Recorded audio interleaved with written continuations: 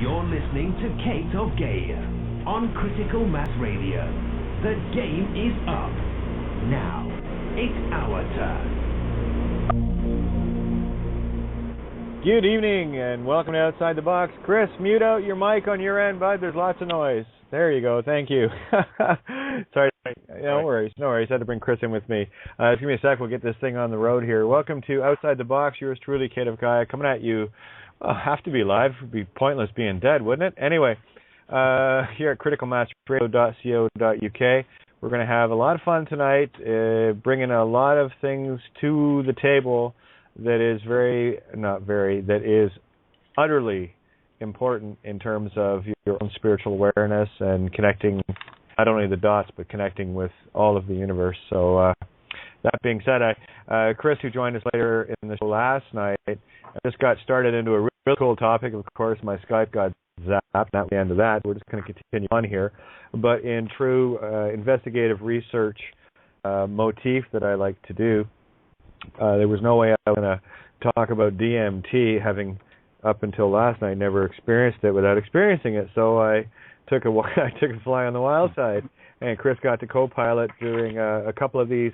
I'll explain what I did, and then you understand it better, but I ended up calling Chris twice, both times at the relative peak of where I was at, and it was quite fun. It was quite something, and it verified everything that I knew anyway, but it just does it a lot more colorfully, and what a beautiful experience. So great big thanks, Chris, and I'm going to bring a couple others in tonight as well that have these experiences too, to enhance this. But really what I want to do tonight, Chris, is go over some of the basics. So I'll let you talk a little bit about what you do, and then we'll roll from there. Sound like a plan?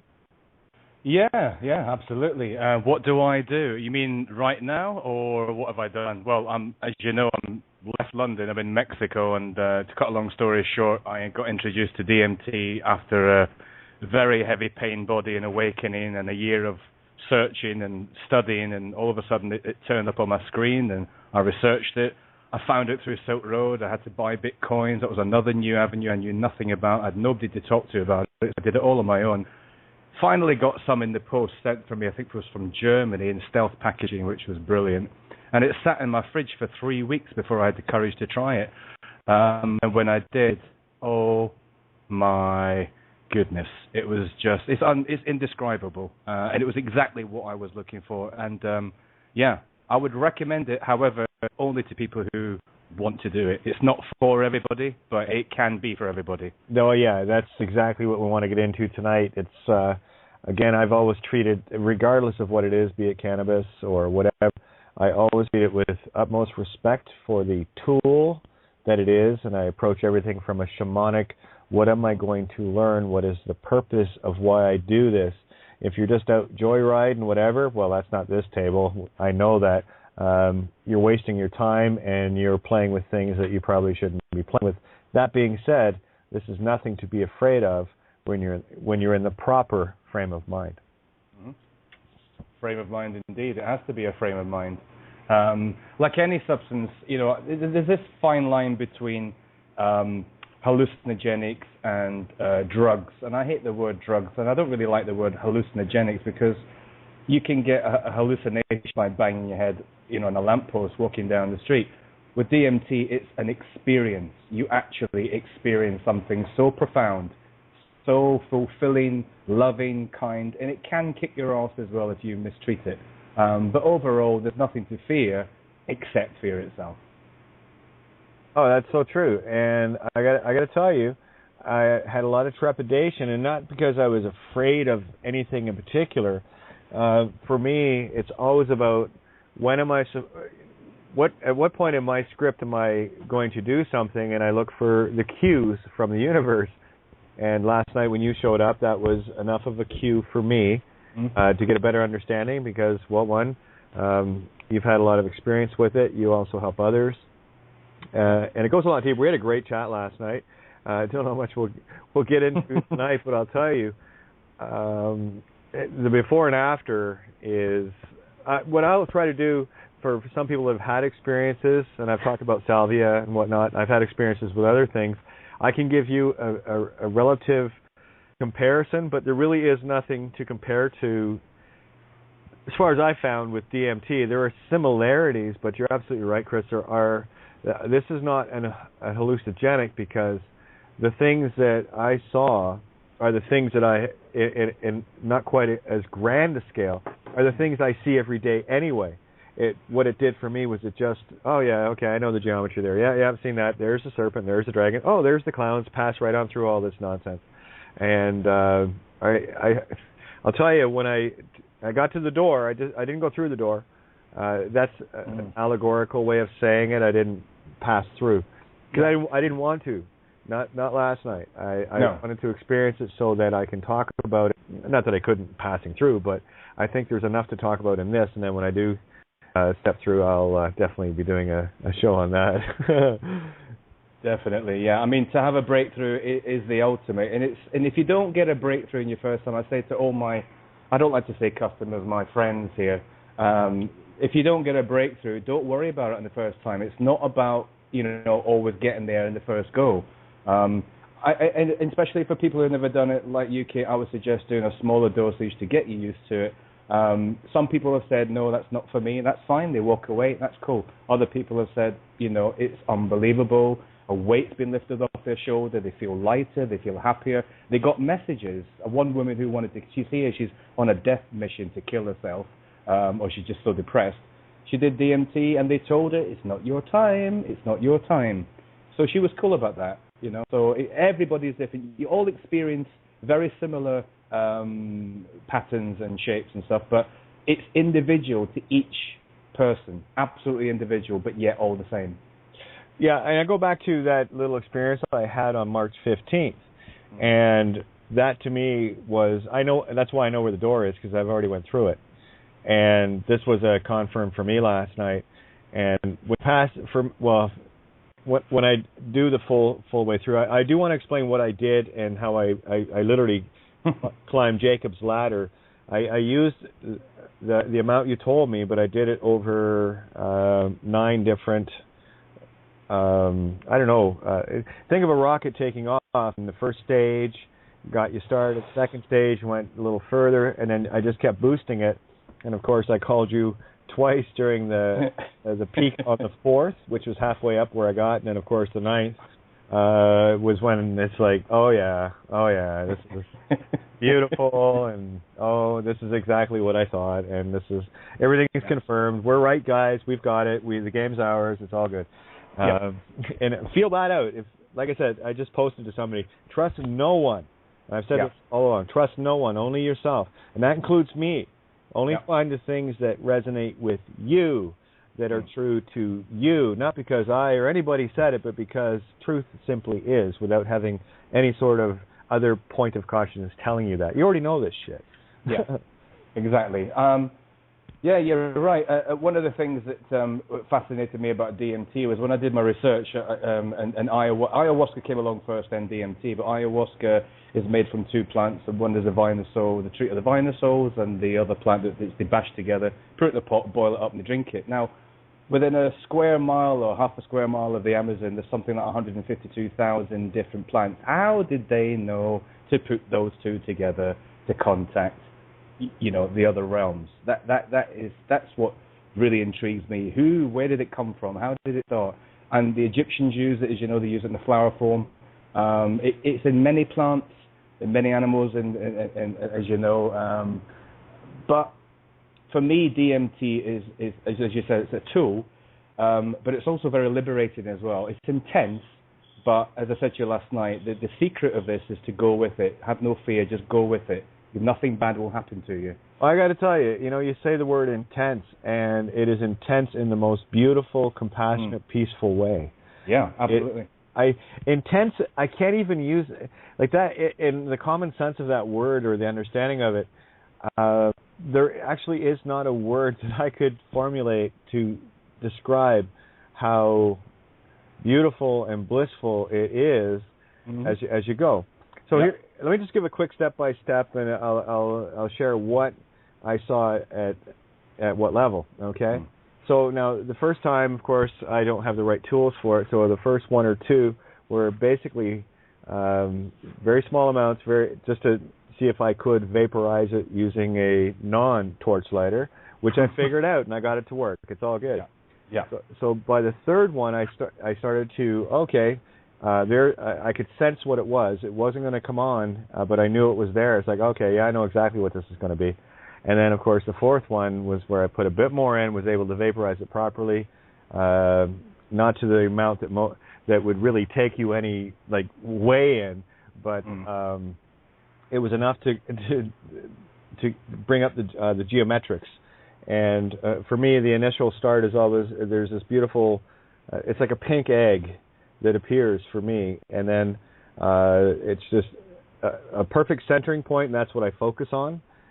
And then right after that, it was a blue egg that came in, like an eye, and without communicating, didn't say anything, but I knew what it was, and it was quietly, the sensation was, follow me. I said, okay. So I went through this, and I watched the beautiful geometrics and the structures, and the colors are beyond astonishing. I can't, they're not of this world. They're beautiful. So anyway, I peeked out a bit, and I ended up talking to you. Excuse me. And it's not very long lived. That one was probably about 5 minutes. And then after we got off the call the first time, I said, I'll take it to home plate as far as I want to go with it, and I'll call you back afterwards. But of course, me being the investigative journalist wants to give a play-by-play on this experience, right? So, and we had a good chuckle at what I typed. O.M.F.G, ha ha ha, right? Oh my fucking God. And then it's, what was the one? Blast off. Houston, we have ignition. And that was in the middle. I'd done a few, that was the ninth one, because I'd done a few and wasn't able to get it completely vaporized. But on the ninth one, I had a good little charge set in the cannon, and I managed to get it. And from there, it was just giggle shit, Phil. It was just beautiful, and that's where some of the geometric, of course, the same geometrics were still there. They hadn't left. I was still holding that, basically holding onto the ladder. I didn't get off the ladder at any point until I got here. And then what happened was, again, the pink, the blue, and follow me, and of course, passing. I'm revisualizing it right now. And that's the thing, is you're completely centered, you're completely conscious, you're completely in control, aware of everything that's going on around you. And it's just, this is perfect. It's like walking into a theme park, and you're just looking, and you're going, wow.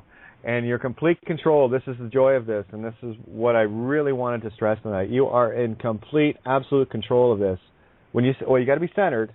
And it's funny you said about doing some breathing before it, breathing exercises, and I had just done that 3-minute breathing exercise prior to us talking, so I went, ha ha, what a coincidence.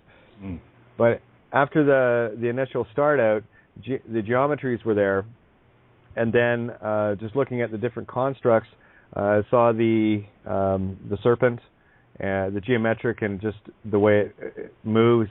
It was off to my right, and then there was what was forming in the middle. These are all, I look at them, they were just the distraction barrier kind of things that I just walked right through.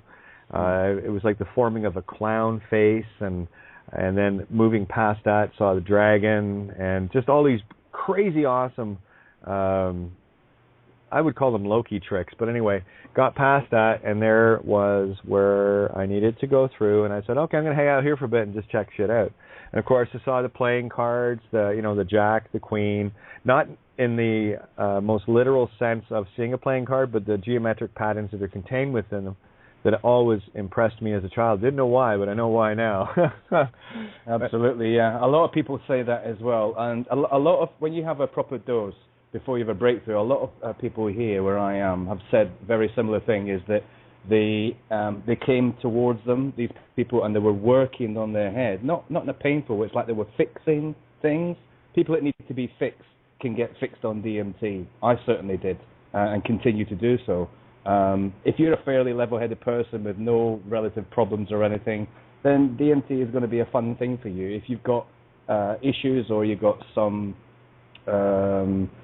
things that are deep torn or deep inside you, then DMT can actually bring that for you, and they can fix it for you. But it might take maybe 5 or 6 sessions. It might take 2. It might take 20. Who knows? You'll know when your time is up and when you're done with it. You know. Oh, agreed.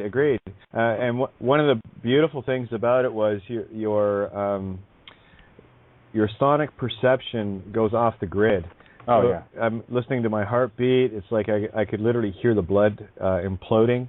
And when I listened carefully, I could hear the hum of the universe, that universal hum. And then I heard the click, click, click, click, click, click, click, click. It was communicating without words. I can't even describe what it was saying, but for me it was very peaceful, and and this is where the zodiac of Cancer and the crab made total, complete sense. It was this beautiful little tapping, like a crab walking across the floor. And as I said to you, the initial, and this is different for everybody. I guess this was the first time you heard this, but when I vaped it, what the flavor I got, I guess, like, you know, banana tastes different to everybody, right? So this is how. So it reminded me very much of like a steamed crab, that just the taste of you know, like the very, very tender bits in the claw, and it just had that very sea crab flavor to it. It was and really good. I mean, it wasn't like ooh, it was awesome.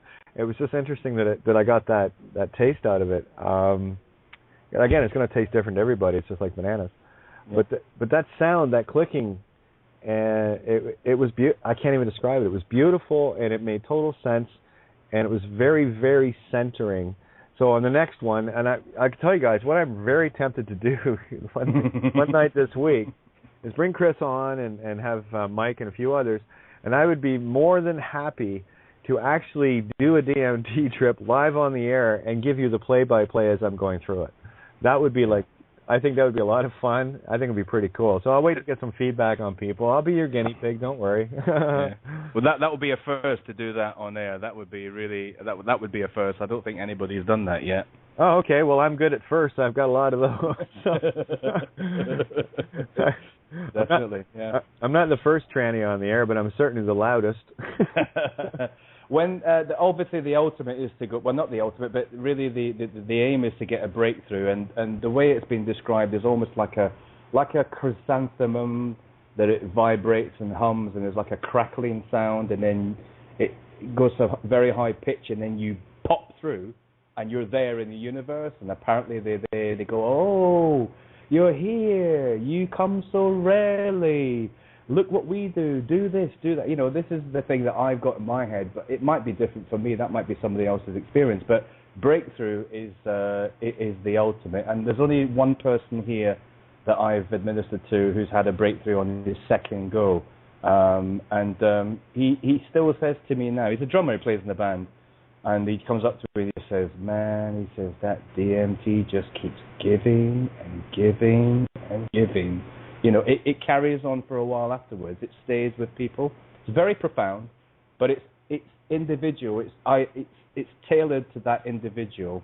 Like you say, you get a very similar experiences and common visions. But the ultimate thing is just for you. That is just for you. Oh, absolutely. And based on what I experienced and the things that I have watched in the past and other people's experiences, and it's been such a long time since looking at any of that stuff. It's like you were talking last night. You wonder how I felt about it. I mean, this is the shamanic tool. I'm one of the biggest advocates of anything that the system is so in terror of and wanting to control. If the system wants to control it, it must be good. So there you go. Yeah, you think about it. It's like it's the most powerful drug. It's the safest drug. It's the most illegal drug. Go figure that. And it's in your brain. Yeah. You know. Well, that's the joke of it. And as I described to you earlier, the thing about it that I really liked was as soon as you're through it, if you can imagine yourself getting into a swimming pool, swimming around for a little bit, and then getting out of the water and drying off completely, so you're right back to where you were before you started. Mind you, you're more refreshed after the swim, just like any other swim. and it is completely residual free. It is perfect because it's DMT. It's you. Money, yeah. Yeah, exactly. That's the whole point of it. A lot of people say that they come back from it and they feel so invigorated. They feel. A lot of people say they feel like a lot of weight's been lifted off their shoulder. They feel like they've shed some dead entity or skin off them, you know, and their eyes are sparkling. And the word that everybody says when they come back is "fuck." Oh yeah, I gotta tell you. Before I got to the fourth one, the second one is where I started to catch it. I was lying down. And I just started to giggle. I said, "Yeah, I know," and I just started to laugh. And it's not really. It is such a deep bliss. There are no words to describe it. It's not like it's funny. It's just it's pure bliss. And just think now, Kate, when you do have a break, not if, when you have a breakthrough, boy. I think you'll probably be. I'll probably shut you up for a couple of days. Oh yeah, well that's not necessarily a bad thing if you talk to a lot of people. Yeah, that's a problem. You get me talking and you can't shut me up. That's why I don't like starting to talk because you can't shut me up. But anyway. Yeah. Well, I'm really happy because I did a little harvest today with a new technique. Somebody gave me a little bit of an upgrade because it's always developing, and my yield has been astonishing from just 125 grams of Mimosa hostilis. I've got a fantastic yield, which I'm very, very happy about. So that's to keep me occupied for the rest of the summer. Excellent. Yeah, I just brought Mike into the call here because I really want to keep this focused because I know Mike has a lot of experience with this. So let's talk to Mike, and I'm going to sit back and listen to the interaction with you guys. And again, just wanted to share the experience, and I can't even say profound. That is such an understatement. I can't even say wow. And fuck doesn't even cover it. Yeah, it really doesn't. It doesn't. No, you're right. It's just you're looking at this, and your jaw is on the floor, and you're going, "Huh, that's cool," and that's it. You know, that's it. And you get to see stuff. So, Mike, have I got you on the board here? Yeah, aloha. Aloha. Aloha. Well, I like how you're sharing why there's no residual effect, because your body basically processes it, just absorbs it completely. There's no residue, so there's no lingering in terms of leftover or some, because it's just absorbed by the body so naturally. Yeah. And if you tried to, in a way, overdo it, your body would just, in a way, not process it. It would just, like you said about that woman, it's not your time yet, it's okay. Yeah, that's right. Yeah, well, you can't really OD on it, but the thing is, unlike other drugs like LSD, except for marijuana, there's always some kind of come down. There's always some kind of price to pay, whether it be feeling sick or your skin's all craggy. And, I did acid a few times, and I never felt good afterwards, and I don't want to go back to that. This for me is like the most perfect substance ever. Yeah, it puts acid on steroids without any of the residuals at all. It is perfect and clean. No words to say how clean it is. Yep. Seriously, it's like jumping in a pool, getting out, drying off, and you're exactly the same as you were, only really, really, really refreshed, and you got a Cheshire grin on your face, universe-wide. Yeah, that universal smile is very contagious. You think? Definitely, yeah. Anyway, I couldn't in good conscience come on tonight after talking about it last night and then wussing out and everything else, but I knew when the time was right for me, the right teacher would appear, so I'm grateful that you did. And there are other people, that's not to make less of anyone else, it was just I had to get to a certain point, and you were it, and boy, oh boy. So I'll wait to hear from people in the next day or so if they would like to have yours truly on a walkthrough of a DMT adventure while I'm because I can do the play-by-play. I don't know why, but I can. Well, you're lucky because if I do it, I feel like my head's just been thrust into the belly of the supercomputer, and all these wires just plug me in. It's like you're getting plugged in this spacesuit, this capsule, and it's so comforting, all-encompassing. I don't know if you got the love connection at all, Kate, last night. Maybe not. I don't know if you felt that. Oh, that was what the clicking was. Okay. So you felt that then? Oh, that's probably the best way to describe it. It was that connection of, I get it, and it was complete peace, and it was just a joy. It was like universal Morse code. Yeah, and the timing. People have said to me, "Well, it only lasts 5 to 10 minutes." I said, "Look, forget that. Forget about the time, because time doesn't exist when you're there." Nope. You know, I get some people. The women tend to be more receptive, so their trip lasts up to 20 minutes. 20 minutes, which is a long time when you think about it, where you are. And once people who haven't done it, when they do it, they'll realize that time is irrelevant. It doesn't exist when you're there. You know, you could be gone 1,000 years within 10 minutes. You know. Oh yeah, and that it was probably when I talked to you the second time, I was probably about 4 or 5 minutes in, and that's I couldn't resist. I got to call Chris. I got to give the play-by-play in real time, and I'm watching the fireworks fly out on my computer, and just this beautiful wonderland in front of me, and I'm typing, and everything's just stunningly perfect. It was just. I was very impressed with that, Kate. I must admit, I was very impressed because it's not something I could do. Mind you, I don't do little amounts anymore. I take the daddy hit every time, and that knocks you flat. You have to be on a bed and lying down for that, because it will send you gone. You know. Well, that's what I want to do next, because I saw the beat me up port. So yeah. Did they? I mean, so when I didn't do enough, I saw them. Look, it's like you don't. It's like you know what they're saying, but they're not saying it. It's almost like it's already inside you. And I heard them say to me, "Take another hit, take another hit," and they were pulling me up, and I could see the light, and I was going towards it, and then somebody came in the room, and it was like. You know when you're levitating something and the power goes and it just drops to the floor, just a little bit of noise and bang, I was back down. I was like, bastard, I was almost there. I was at the door knocking, and then somebody brought me back down. You know, so that's why it's very important to do it in the dark and do it in a very, very quiet place, because you will hear a pin drop. It's your senses are so heightened, you can hear everything. So it's best to do it in a very quiet place.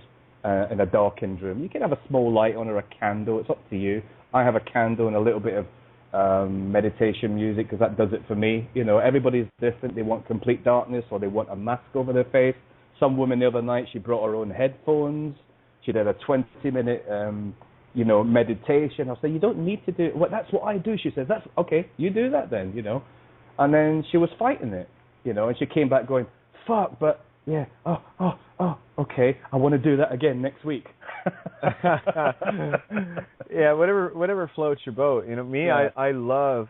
Here, I'll give you a little breakdown, like psilocybin or mushrooms.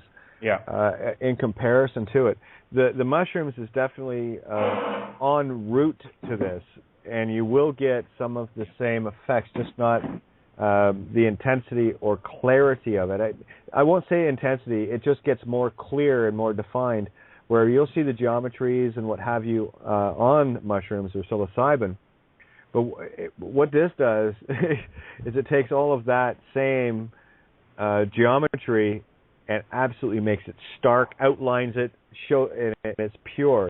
It's just welcome to both sides. That's why I think that with me is probably one of the reasons why I love to do a play-by-play, and just I'd be capable of. And by the way, if somebody says "come on through," well, that's why I want someone else at the helm, because I'll see when I get back, kind of thing. Yeah, yeah, exactly, yeah.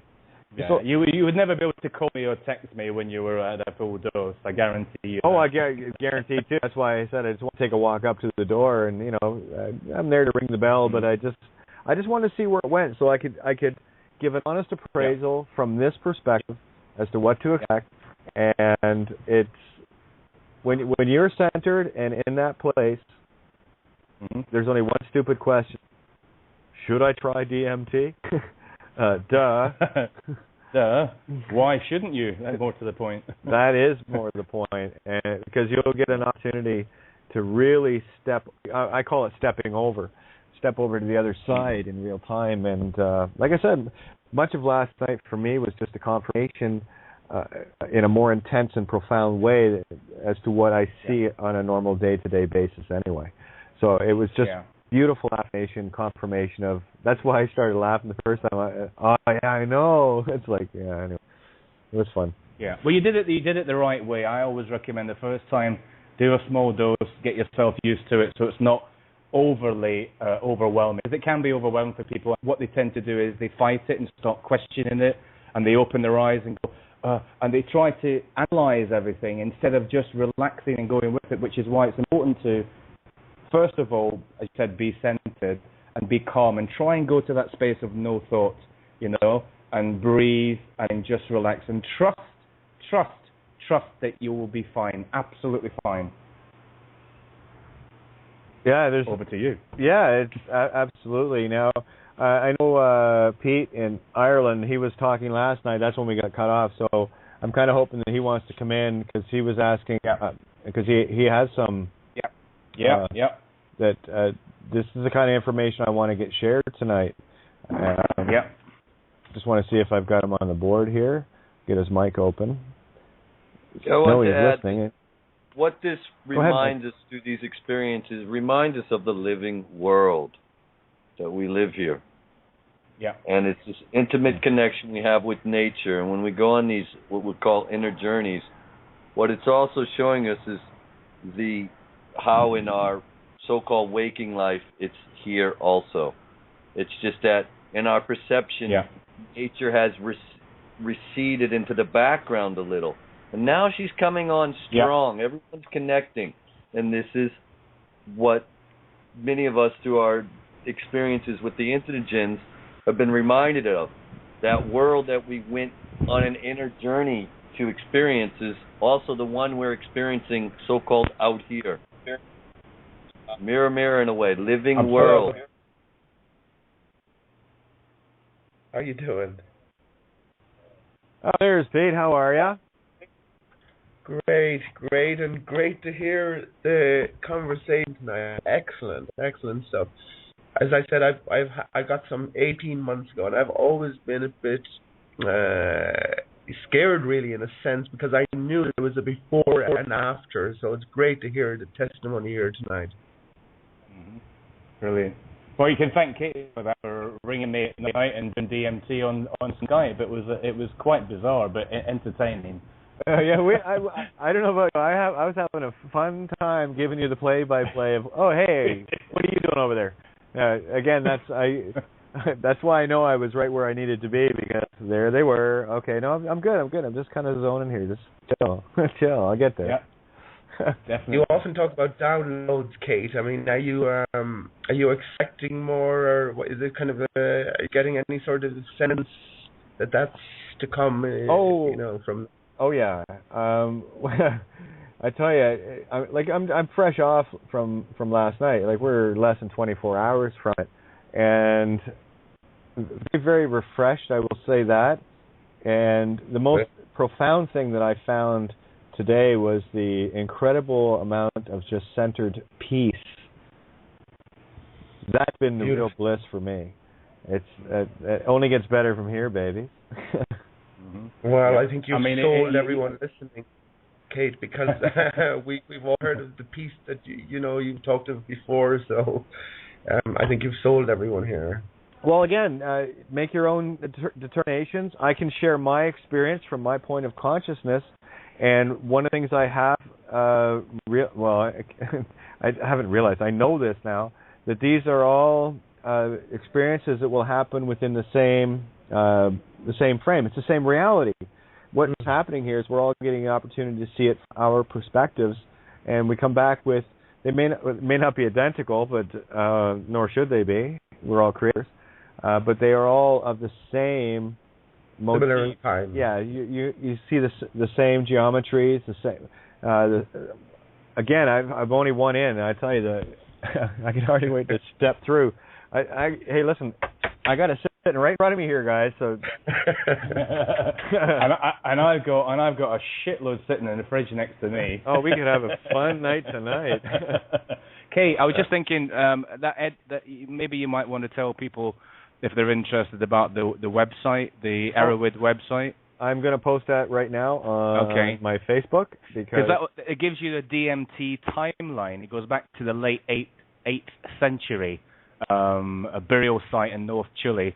They found bags with snuffing paraphernalia and snuff remnants containing DMT, 5-MeO-DMT, and bufotenin. So this is not something that's just come on the scene. This has been used for a long, long time. Well, I've had my moot ion seconded. Thank you, Sarah. And of course, I want you to do it on air. Okay, well, we'll pick a night this week, maybe Friday night. I think we'll never look at grazing animals again because grass, and especially crabgrass, is supposed to be loaded with the stuff. Really? So there's no such thing as dumb animals. I've known this, or I've thought this for quite a while, but you can confirm that, Kate and the rest, and Chris, with your own direct experiences, where I'm about to go, I guess. The one thing I would wonder is that there are, when I looked into it, there are quite a lot of methods of producing it. And it can be dangerous, I think, if you don't, because you're dealing with strong kind of acids and bases. And so what I'm looking for basically is the easiest and safest method, because I'm pretty shit at, not shit, but I wouldn't be great at producing much. But fear not, my little Irish friend, because I have a very simple, easy to follow recipe. And obviously, I'm not going to do it on air unless you want to, but I can send you an email or give you the details. It's very easy. That would be beautiful. Well, say goodbye to the old me. Yeah, definitely. Well, exactly. And again, Chris, you can share on air whatever you want. This is no holds barred. Hey, I call out all the alphabet gangs here and every criminal cop I've ever come across and every shill COINTELPRO truth or freebie man on the land, sovereign idiot. Okay. So well, I've got it. What I've got. Let me tell you how it all came about. I met a guy online through some online thing with that Dutch guy. What's his name? I can't remember his name. The Dutch guy that does all the synchronicity. I can't remember his name. Anyway, so this guy on the chat, and got to talk about DMT. He sent me a link to a video. There's a video that shows you how to make it. However, since then, the second half of that video, I've changed the process, and it's produced even more. So I've got it all typed up. I've not got it to send, so I'm going to have to type it up in an email and send it out. But it basically, if you 150 grams. So you said like you had 500 grams, yeah? 500 grams, yeah. Okay. So you take 150 grams of that, and you need sodium hydroxide, caustic soda, naphtha or white gas, distilled water, some glass dishes, and a glass bowls, and that's it. That's basically the kit that you need. And then from there, there's obviously a procedure how to do it, and I can show you how to tell you how to do that. And if I can do it, seriously, if I can do it, anybody can, because I'm hopeless with chemicals, as you know. And that sounds. I think the only problem there is naphtha, but that sounds very familiar to me because there was a video of just listing all the same things that you need as you listed there, but then I couldn't find it for the life of me. And white so gas, that sounds white gas, naphtha. I mean, you'll find it in the UK. It's easy, or Ireland. You'll find it. It's just like it's like the gas they use for camping stoves. Yeah, camp stove fuel. Yeah. That's all it is. Yeah, white gas. That's all it is. And now people say, oh well, you do it with chemicals so that you're going to be ingesting it. But the fact is that once it's all evaporated, and the fact that you're putting such a small amount on the pipe, it's negligible if it's going to have any effect on you at all. It's not, because I've been doing it and it's fine. So the people who are against this will always come up against so you use chemicals, so it's not really real DMT. It's synthesized it. No, it's fucking real DMT. It comes from the fucking bark, you prick. You know what I mean? You have to get it out somehow. Well, you have to get it out somehow, and chemicals have to be used to get it out. But the way you do it, with using fans and everything, it all evaporates and it leaves the glass of crystals. You get a Stanley blade and you scrape it all off. scraped off about 4 grams today. My gosh, I was looking at all of it going, oh my God, oh my God, oh my God. And that 4 grams, how long would that last you, Chris? And how much mimosa would you use to get 4 grams? Well, 150 grams, yeah. So you've got 500, so you'll get what, 4 extracts out of that. But here's the good thing: once you've done the first extract, you wait 8 hours, put another liter of naphtha in it, shake it up again, leave it for a couple of days, shake it up, pour it out, let it dry, let it evaporate. So you can keep taking from the same. You can do up to 3-4 extractions from your first batch, and you've still got the 3 batches left to do. So 500 grams should give you overall you should get about 8 to 10 grams out of that. You know. Now, if you think about a gram, what's a gram? It's not very much. So you've probably got 20 hits out of that. That will last you. I mean, 1 gram should last you for about 6 months, because you don't want to be doing this every week or every day. Although you can, but I wouldn't advise it, because it gives you so much that you really need time for that information to filter down, because it will come days afterwards. And I'm talking about when you've had a full hit. When I have a small hit sitting here Friday night with the boys, and it's a bit naughty because I've got a few friends, and we take a little bit each, and we're all in the matrix together. We see the vibrations, and we're in it together, and we're laughing at ourselves because it's so amazing. But that's not the purpose of it. It's not to party on it. It's to break through and to heal, because it's a healer. As far as I'm concerned, it's a spiritual healer for people who need it. If you don't need it, don't use it. It's not for everybody. I feel lucky and blessed that I've been given the opportunity to actually connect with it, and it's actually working for me, you know. And I wish everybody could do it. I wish I could get hold of these fucking idiots out there like Tony Blair and all them, tie them to a table and inject the fuckers with it, because that would sort them out big time. It really would. Yeah. Now, Chris, I just had a text from David in Arizona, looking for an email to get a hold of you. If you want, what you can do is email your contact info to me. I'll give out my email address, and you can filter it through me. Okay. It's Katie Renee at live.ca. That's KATIERENE at live.ca. So if anybody put in the subject line Chris DMT info, and what I'll do is I'll forward your email to him, and then you can make contact from there. Okay, cool. That's fine. Yeah, no problem. That way it's no, it's all about sharing. I'm happy to share. Somebody shared this with me. I want to share it with as many people as possible. You know, make it yourself. Don't buy it. Make it yourself. At least then you know where it's coming from. You know what's gone in it, and you know what's coming out of it. Exactly. You know, unless you know somebody. Anyway. Yeah, but I mean, like, you know somewhere you got from. Legal doesn't apply to us. No, I don't worry about legal. But you know, there's people out there who will sell you anything and tell you it's something else, you know. But make it, and plus the fact you'll save a fortune by making it, because if you're buying it, it's on Silk Road they were selling it maybe half a gram for maybe £40-50, which is quite a lot really for such a small amount. But you can, for that same amount of £40-50, you can make yourself 3 or 4 grams, and that can last you for a year. If you're only doing it once a month, some people do it just once a month, some people do it once a week. It's up to the individual. You will know when you're ready for it. It will call you. It will say to you, right, it's time, you know, or it'll say, no, you've done too much, leave it for a while. And it's not addictive. There's no way you can get addicted to this. Nope. Now, I just got back to the board here. There was a couple of people on there.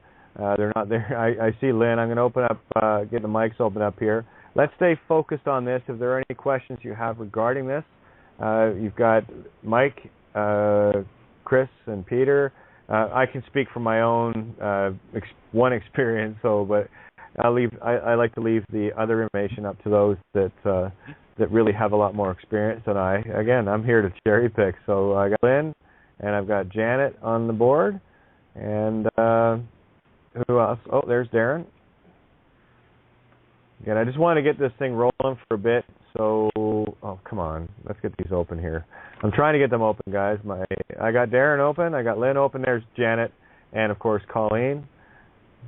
Now go one at a time, guys, and please keep in mind the time lags that we have with all of the different Skypes and phone calls. So wait for a little pause before you start talking. Don't worry, everyone gets their say. Okay, so Lynn was on the board first. So Lynn.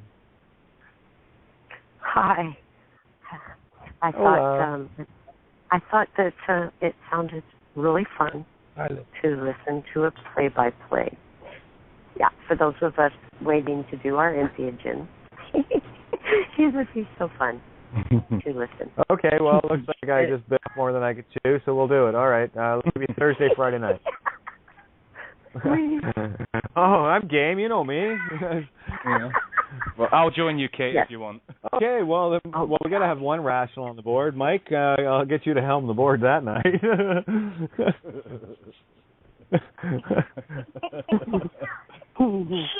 Oh, yeah. What fun we will have.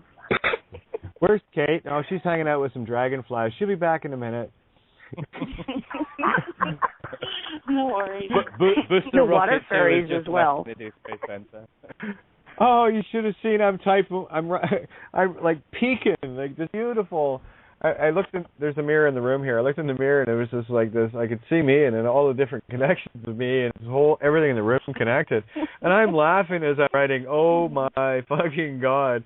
And I was trying to think. Oh, how do I? Oh, that's right. Blast off, Houston.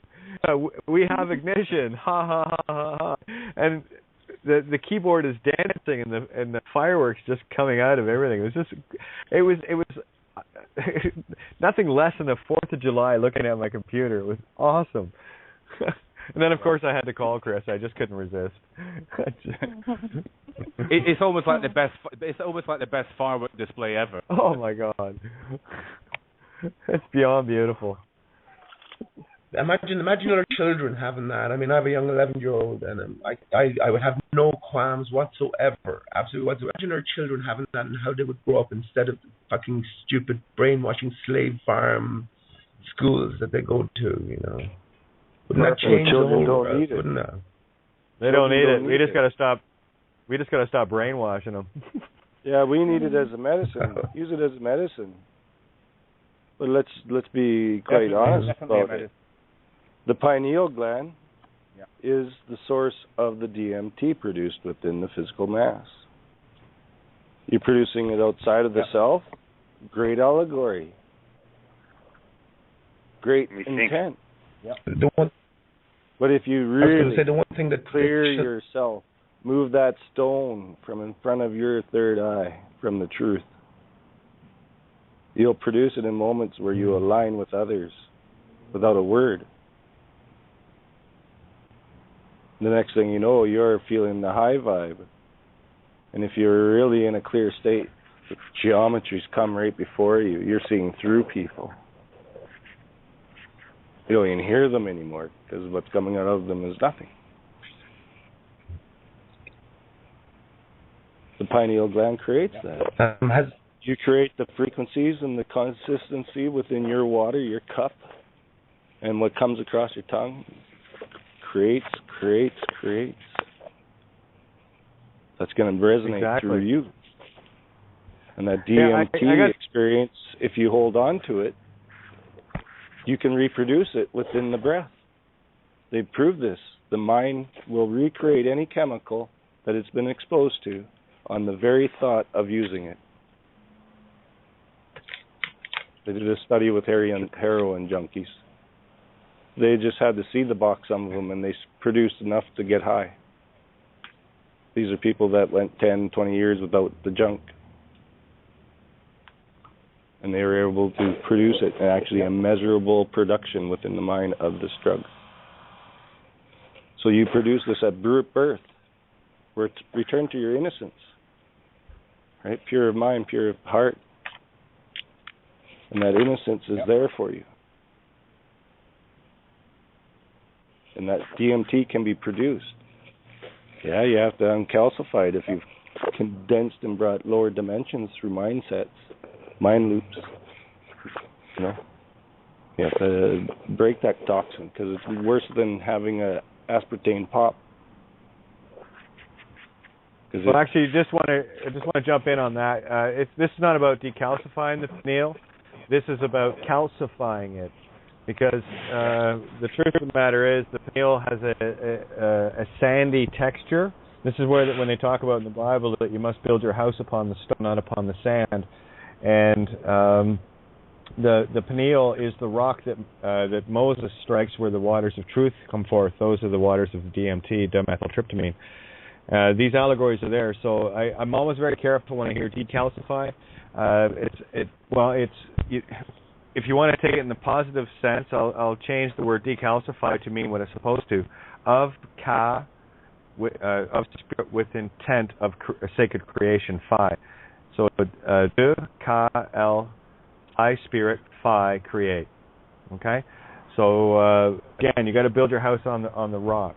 And I don't want anyone to get caught up in this whole new cage motif that has had so much of this truth bastardized into the fluff and stuff bullshit regime. And you know what we're about here at this table. And Darren, just for you, because you have this beautiful way of speaking, if you could, when you finish your thought, just let people know, because you space yourself so beautifully to get the point across, but sometimes we don't know when we're going to be able to jump in. So just let people know when your thought is finished, because I know that others want to get in as well. So just because you speak in that way that actually is beautiful, that gives people time to pause and think about what you just said. So I just letting everybody at the table know that, because I can feel the energy of them not knowing when to come in. So just let you know that, and don't change a damn thing other than that. I'll do my best. I will say, yeah. And thank you. Thank you. It's beautiful. I was just going to ask Chris, especially because he's had experiences. Have you heard of the machine imps? Sorry, say again? Have you heard with DMT experiences? I've read about what's called the machine imps. Yeah, I'm familiar with the machine. Yeah. Again, you mean when you're in the experience? Yeah, apparently, if my memory serves correct, they are kind of some sort of entities that rule everything, and they are encountered under, I don't know whether heavy DMT trips or whatever, but apparently they're very powerful entities, machine imps. Yeah, that's when you've had a breakthrough, and I honestly still have to have a breakthrough. I've not had a breakthrough yet, because there's to me, there's stuff inside me that needs to be fixed. So I have to follow what they say to me. The entities I experienced they were right in my face, and it was like they were working little machines in my head. They were and a lot of people have said that here. They were working. It's like they were doing like a repair. You know, you're going in it's like going to take your car in for a service and getting an overhaul. That's what DMT is for the body and for the soul, or for your mind. They're working to do something. But each message is different. It could be, oh, don't do this anymore, or, you know, you need to work on this, or, no, you're fine, carry on as you are. You know, it can be a multitude of things, a multitude of messages. Can I make a suggestion on that? In terms of breakthrough, because my first intuitive went right off the radar with this one. For those that, when you talk about repair, you can do your own repair. You have your own repair kit, and you piss it away every day. So what I would suggest to people, if you're thinking of this, and I tell you, this is probably one of the biggest things for me in terms of downloading or mainlining truth, is you're in therapy, and it only takes a few days to do this. It gets in and reconnects the neurons, the new world minds, and the known spirit breaths that are mine. The words, and listen to the sound, new ro ends. Okay? And what it does, just like the cannabinoid with the synapses of the brain, there's a little piece, a cup-shaped piece that's missing in each of the synapses. If you see like two engine valves facing each other with the like the bell, it looks like golf tees. Take two golf tees and put them where you put the ball together there. So you're holding the points and then putting these. That's what your brain synapse looks like. And there's a little cut piece missing out of that.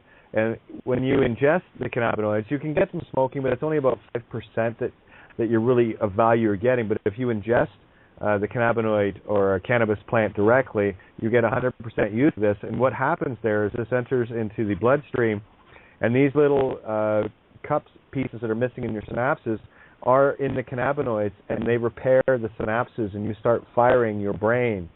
Urine therapy boosts this and actually repairs it because you've got your stem cells, and the stem cells will go wherever the body needs it most first. And then the more you regenerate through the urine therapy, the more repairing your body's doing. It's the only liquid that is perfect for you, designed by you for you. Okay? So keep that in mind. So if you want, I'll tell you, if you want a breakthrough, I would say if you really want to get a breakthrough, go on a urine fast for at least a couple of days. Yeah. If you can't handle you're probably right, Kate. You can't handle DMT. Okay, so just a few. I had a big glass today, Kate. Good. It didn't taste great, but you know. Well, here's the question: do you still eat meat? No, and that's the thing. When I'm recently, in the last, say, 2 weeks, gone off meat. I'm a vegetarian now, and I realized that meat is desperate. Oh, yeah. So when I did eat, I didn't drink. So okay, here's what to expect if you've only been off meat for a couple of weeks. Every one of us, typically by the time you're, I think they said 75, you have 5 pounds of undigested, rotting flesh in your bowels. Okay, so if you get on the urine and get literally religious about it, it's literally gonna wash your intestines clean, and only then will it start to really sweeten up. It gets to the point when you're looping. You would go into the store and buy this. It's like this sweet coconut juice. Mm-hmm. It's not too bad. I mean, just hold your nose and it's fine, you know. But I mean, but I've heard that it's also a long-term sort of treatment or course as well. That's what I have read. Well, no, again, it's different for everybody. It depends on how much meat you've been ingesting. If you're, a heavy-duty, bear with me, guys. If you're a heavy-duty Death Eater, it takes a bit to get that starting to purify out of your body because. You won't need to hold your nose, and this is the funny thing about it. You will check your diet very quickly, and the better you eat, the more fresh stuff that you eat, the quicker that turns around. And you can have, what Chris was saying about breakthrough on DMT, you can have a urine therapy breakthrough within a couple of, I know I did. And remember, I was a vegetarian for quite a while before I got onto urine therapy, so I'd already been purging a lot, plus I'd been doing some sodium bicarbonate cleanses. There's another one you can do, by the way. If you want to do like a tablespoon of sodium bicarbonate in distilled water, if you want to flush your intestines out very quickly, you'll do this very, very quickly. You might want to even try this first, Pete, for a few days, but do not be far from a toilet, because when the sandblaster gets working, you will be able to piss through the eye of the needle at 50 paces with your butt. That'd be a little increase. Okay. Oh no! When it, I remember the first cleanse I did, and it was literally, holy shit! How am I ever going to stop? And it was one purge and gone. But I tell you, when I did the first time, the first week, I lost 7 pounds. Oh gosh. What I have been doing recently, actually, and funnily enough that you mentioned shitting at 50 yards, I gave sodium bicarbonate, baking soda, and also what's brilliant is, it's that cooking spice. I'll think of it now in a second. Turmeric? But I gave it last to my friend, my son's friend. And he was grand. He knocked it back because he has some kind of inner health problems, problems with his kidneys. And I knew it would do him great. And he came back the next day with a report of how bad the scutters he had. If you don't know what the scutters is, I think you can imagine it. Yeah, the runs, the shits, the get out of my way, I'm coming through or else. Yeah, that one. Yeah, do not be far from it.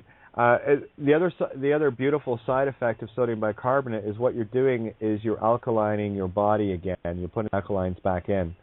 Yeah. And you're reducing the acidity. And that's really what is going to put if there's any acidity in your bloodstream, it will show up in your urine. And remember this, these are the ways that you can check your own health to make sure that things are, because you're perfectly healthy. It's what we've been doing to our bodies that has toxified them. It's not, you are perfect in every way, shape, and form, and your body has all of you're the universe. You have all the tools in you. The kidneys are the balance scales of Libra. They're the IT computer guy in your body that has all the answers. Doesn't matter what problem you have with your computer, the IT guy goes, yeah, as soon as something happens, and that's like poisons or whatever, as soon as they enter the bloodstream, that's the hair of the dog that bit you. The faster you can get the urine in, the faster it neutralizes it. Because your body can self-heal, but it needs the kidneys, the balancing, from the bloodstream. That's where the waters come from. It's not coming from your stomach. This is filtered blood. You are getting pure spiritual plasma essence water of the highest order. It's philosopher's stone. This is what the alchemicals were, right? The all-black spirit intentions that are mine. That's darkness of creation, the void of creation.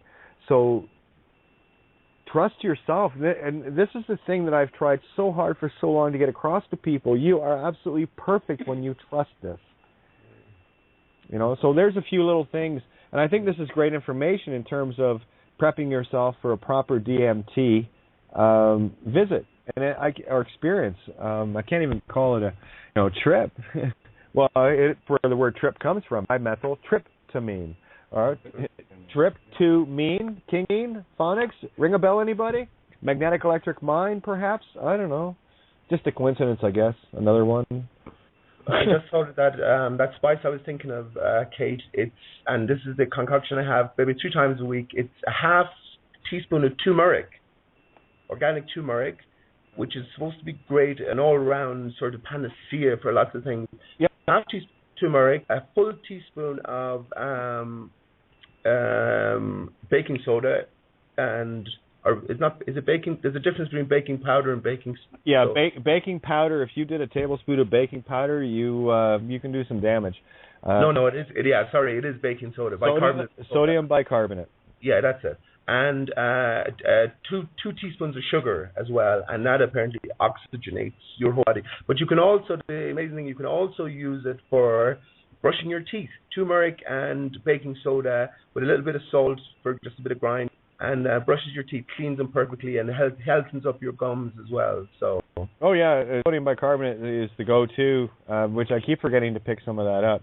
I actually went to the health food store with Mary today and picked up 100 grams of turmeric as well, and some other people I know just picked it up, and it is the panacea of the body. It for arthritis and stuff. It lubes the joints, and it's turmeric is the best inflammation reducer. Colleen, and hey. Isn't that interesting? I just put turmeric powder in one of my dog's food tonight because she's having inflammation. And I, of course, researched it and said it's fine for dogs. Right. And I just mixed it in with a little bit of broth on her food, and she ate it right up. It does have kind of a rooty flavor to it, but not very strong. But Kate, wow, so many different points here that's just gone through my mind. But first of all, when you're talking about the urine therapy or those who may be considering doing DMT, to do the urine therapy for at least a few days, and many of us on this at this table have been doing it for quite some time. I've actually done the looping for over a year, and I'm in a kind of a couple months break and just doing it as I feel called to do.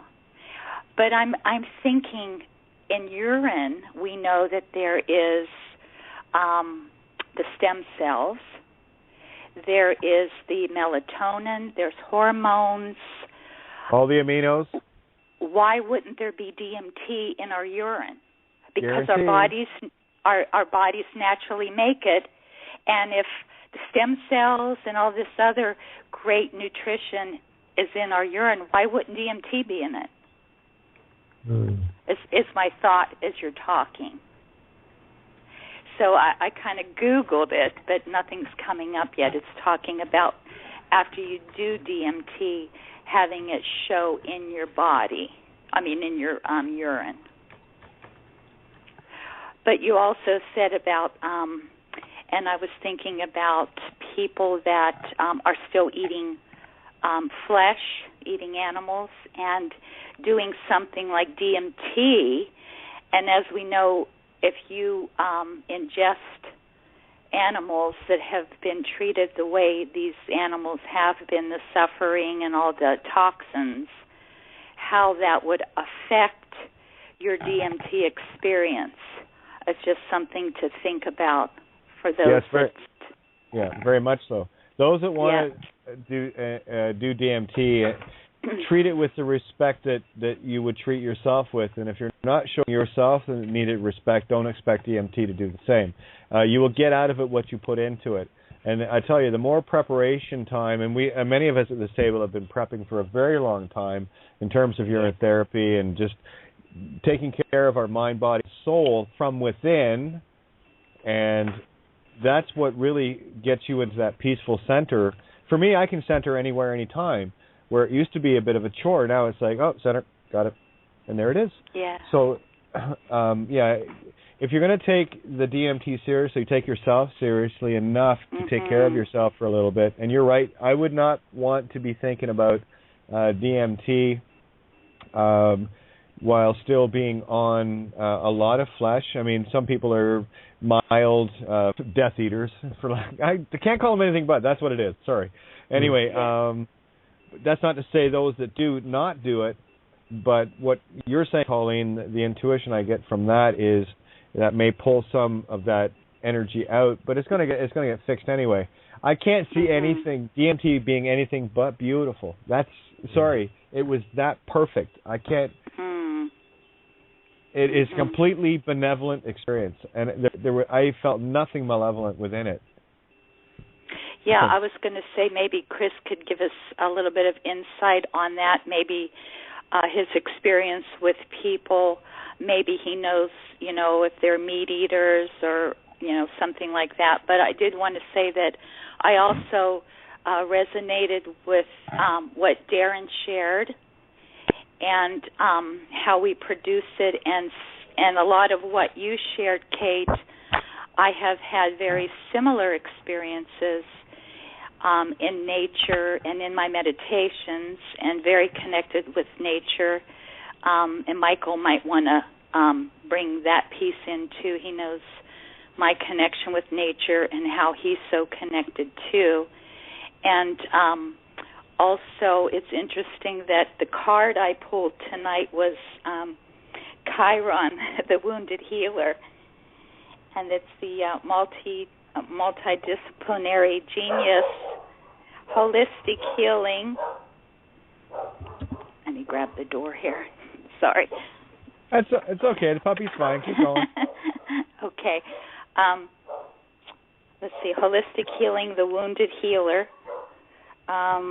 The centaur rears with power and focus, aiming his bow at the heavens. The organic synergy of instinct, intuition, and reason gives rise to true brilliance. The challenge, a deeper integration of body, mind, and spirit sometimes emerges through an illness or accident. Healing requires accessing the wisdom behind the wound. And I was thinking that sometimes emerges through an illness or accident, or maybe doing something like DMT. But my daughter, she's going to be 19, and we have talked about doing a mother-daughter DMT experience together. And as a mother, I talked to her and I said I would really like for her to wait until the brain is done developing. And that supposedly is at about 23 years old. But she did, a few months ago, she did experience with mushrooms. And she did have what she said was a positive experience. So, so that has been done. Oh, no, I was going to say mushrooms, psilocybin is, for me, it can be a little bit gnarly on the stomach, but as far as a spiritual experience, again, another beautiful walkthrough. I would say that from my experience of psilocybin mushrooms, it was about 10% of what I or less than what I experienced last night, with none of all the vitamins without any of the side effects. It's just amazing. Well, that's what she said. Her experience was that she got a really upset stomach. That's normal. That's normal. Other than that, yeah. But she really wants to do a mother-daughter DMT, and I've never done anything. My God. I've had occasional hits, marijuana, and that's about it. But I am open to it, and I would love to hear your experience on air. I think it would really be a contribution to humanity, really, to do it live like that on the airwaves. Yeah, one dial in, get a contact high off it. Yeah, that's it too. With me, and me, it's like, okay, fine, investigative reporter, I'll do it, because I know what it is and I know how beautiful it is, and why wouldn't I want to share that? I just hope I don't laugh too much. That's the only thing I'm saying. But other than that, it's I'll do my best to give a play-by-play and tell everyone live what it is I'm experiencing and what I'm seeing. Hey, Kate, you'll do what? Remember, you broke down. You'll sacrifice for us. Yes. Yeah. I tell you, it's not really a sacrifice, and I'm having a bit of an issue, I think, with Chris's internet. So I'm waiting to get him back in the phone. No, remember you broke down sacrifice. Yeah. So incredible. Okay, break it down again so people. Oh my God. You want letter by letter? Yes. Okay. Please. First, S, divine feminine. That's your Kundalini, the infinite sine wave. A, the creation intent from below going above. C, the unconditional note of love. R, spirit breath. Rho. I, the self, the all-seeing I, and the S, all in one. Phi, which is sacred geometric 1.618 creation, and say, creation itself. So say, cry, say, well, yeah, because you can say, say. So it's himself, herself, itself, through the spirit breath of the all-seeing I, all-being I, in a state of yes, Sooth, as below, Su, under. Phi, sacred geometric creation of creation itself. Yes, thank you. Beautiful. Not an issue in the world doing that. Right. And I guarantee it's going to be entertaining. I know that. Yes. It's just amazing. For those who don't know, my daughter's going to be 19, so she's not a little kid. Oh no. That's going to be a brilliant experience, Colleen. I'm so excited myself. As I said, I've been waiting such a long time to actually produce it, because I always knew there was a before and after. I say, especially in terms of my own life. But in terms of Kate, I mean, that's amazing, Kate. We all know how amazing your mind is at present, So yeah. It's just a brilliant story, and I'm amazed that you. Sorry.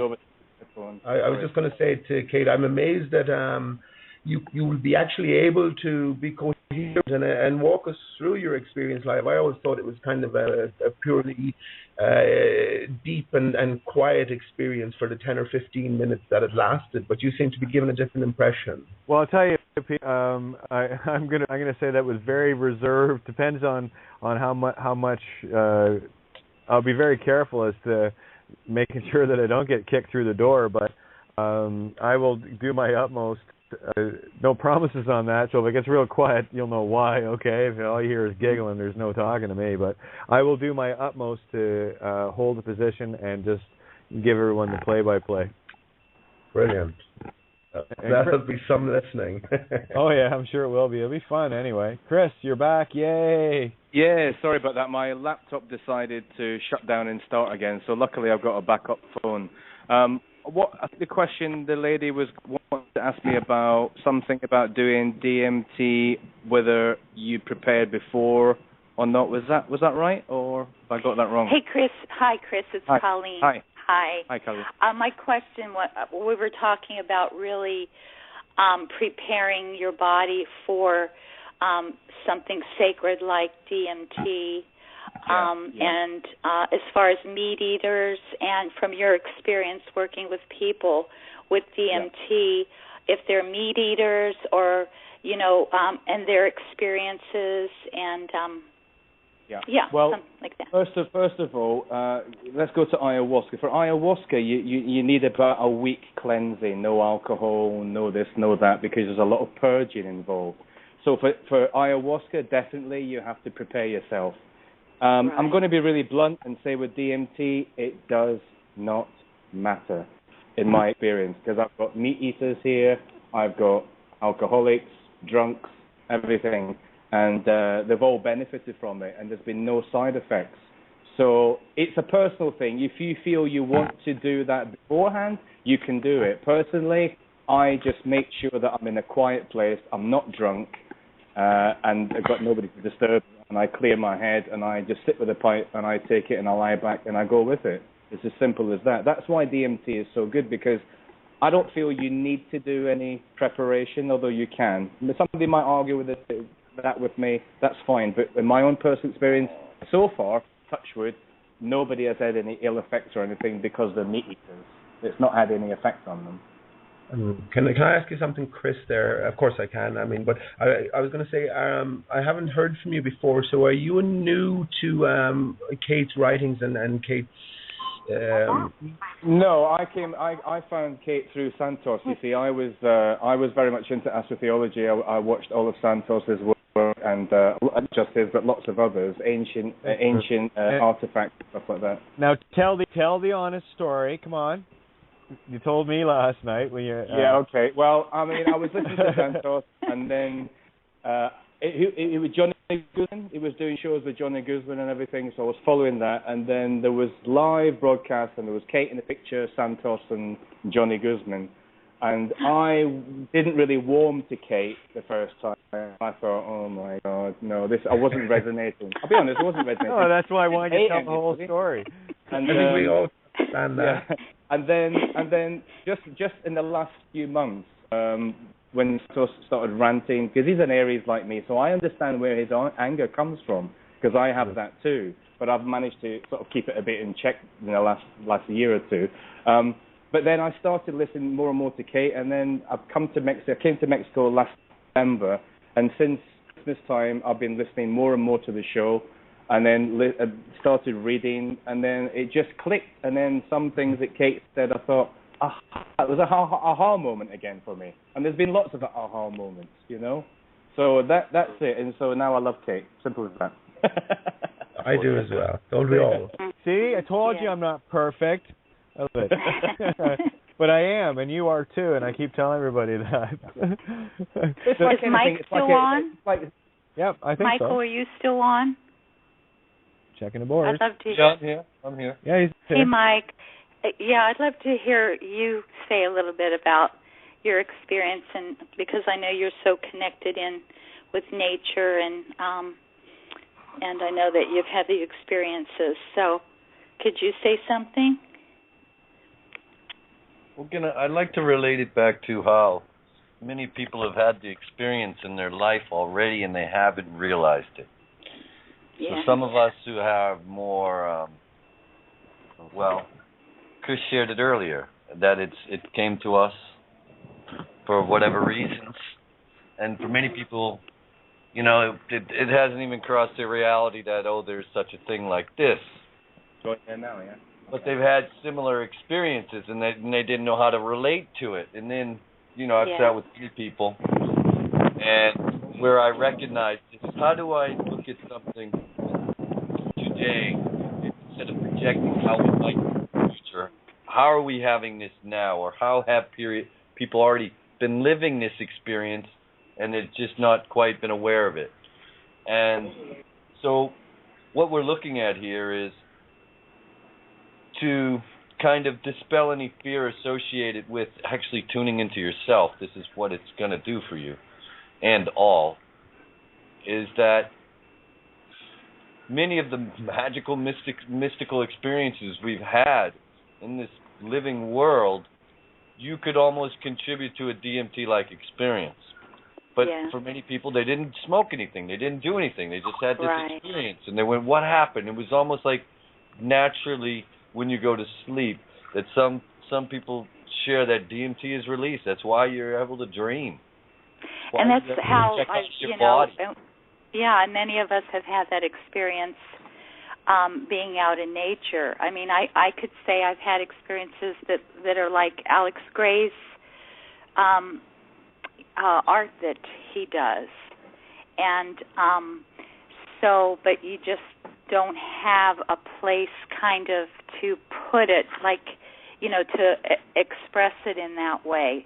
And then when someone uses like DMT or ayahuasca, they're expressing and sharing that experience, and they're saying it's the DMT and ayahuasca.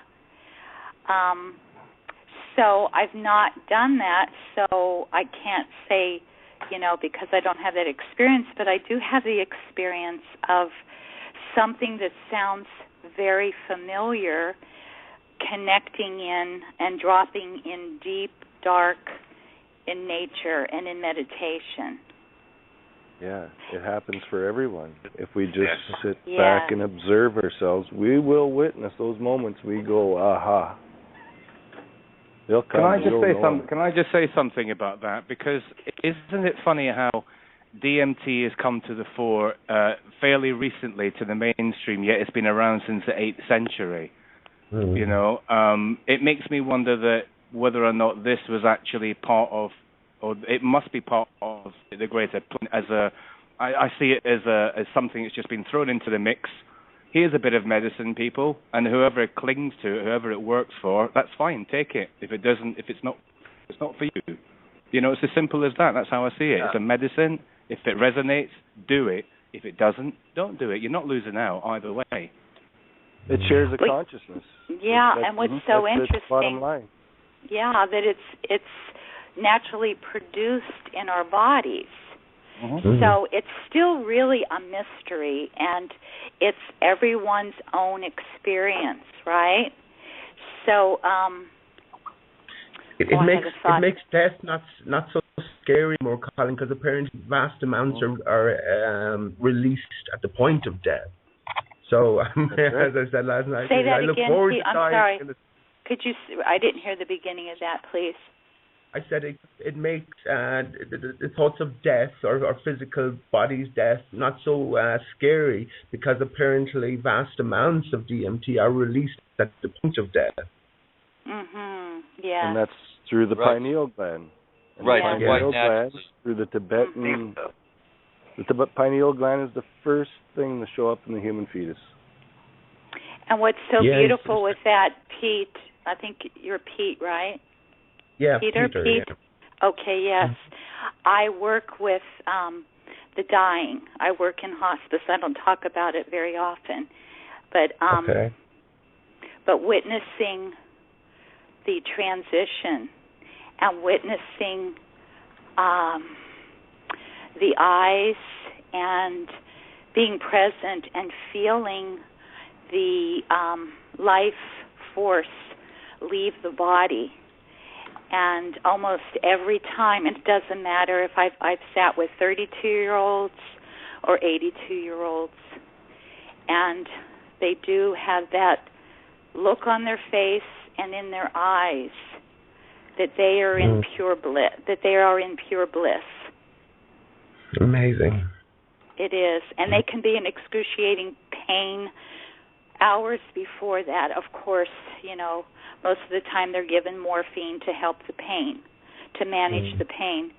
But every time they give you this look, and sometimes they say things, and they say, "Oh my God, look at the angels in the corner," or they'll talk to someone who has already passed over. But that look and the way that the energy feels is that they are in bliss the moment they leave their body. Yeah. Well, I had a personal experience.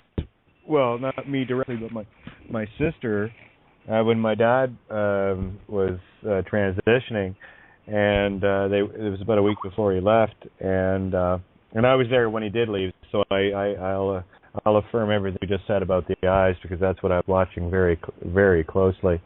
But my sister and her hubby walked into the hospice on that Sunday, and my sister said my dad it was like he was just drifting off, and he opened his eyes and looked at her, and he said, "Karen, what are you doing in heaven?" And it was she said very matter of fact, and wait a minute, okay. So everything you're saying is absolute, from my own experience, absolute fact. And again, we're working towards that point. Like you had said, Chris, about the 8th century. That's what science is telling us. That's what we're being allowed to know. But the human, the fetus starts as the pineal is the first thing. You're absolutely right. That was Darren said that. And if you want to look into this, we'll go on to the pineal, but I even want to take something beyond the pineal, because there is some clouds surrounded it. But what I want to get to in terms of time, we got to just go back to Australia, and where most of the DMT has come out of. It's from the Aboriginals. These are the guys who have been working with this substance for a long time. Other places on the planet also, but this last wave, if you have certain connections with it, you'll tune into certain song lines and hear this story, and it goes back beyond time. It's a beyond time thing, and that's where you tune in and you start laughing. It's creation. So pineals, where they documented back from the 18th century of what has been kind of published out there, but we go back into a lot of I'll use the word cultures didn't have this written language. It was in the oral story, and this oral story can go back, at least in the with the Aborigines in Australia, our brothers there and sisters there. This goes back far, far. And it's also, when I say it goes back far, far, it also comes right back to here and now. Yeah, the Tibetans speak of the spirit wandering the great mystery for 49 days before it picks another island. Yeah, and that's in the same time frame the pineal gland ventures back into a fetus, and they find traces of DMT in its creation. I want to make one very clear distinction.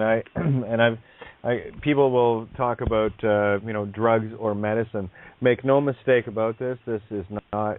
We don't talk about drugs here. No. We talk about medicines. Now, drug, I'll tell you why. Because D is the mirror of the illusion of spirit breath. R with intent through the hex G of the divine feminine. There's nothing happy about the word drugs. Yeah. Okay. Medicine, on the other side, meta or medi means the middle, psi, spirit, mind, in consciousness. So the middle, spirit, mind, and consciousness, meta, psi, and e. Okay, medicine. These are medicines. These are the things that will help you find your middle. Remember the crazy tranny? The am I not big enough clue chick thing? It girl here. Okay. right? So keep that in mind. I mean, I'm just a walking, talking singularity trying to express this in a physical form. That's it. It's very important, Jade. If you treat this as a drug, you might have a drug experience. Up, down, a little bit of roller coaster, some fear, some fun, and it'll be like, wow, that was kind of a waste of a ride, I would say. Okay, it is what you kind of ordered. But when we treat these things as drugs, we're really discounting the true nature and value of ourselves and of the plant and of the nature. I would not want to be a malevolent type of, and this is one of the reasons, I guarantee you, intuitively, it's what I feel, why the system is so adamant against it, because those that are malevolent, soulless, cannot experience anything with it. And I'll tell you, anyone that's got an evil intent in them, they're gonna meet some of the nasties that are wrist lapped spiritually. Oh yeah. Hey, Brandon. There's Brandon. Yes. Yeah, there he is. Well, yeah, and Kate, how many people, at this table who've experienced, gone back to urine therapy, and many people shared an experience kind of like a DMT experience, not like maybe how you explained it, but just something similar, that they probably,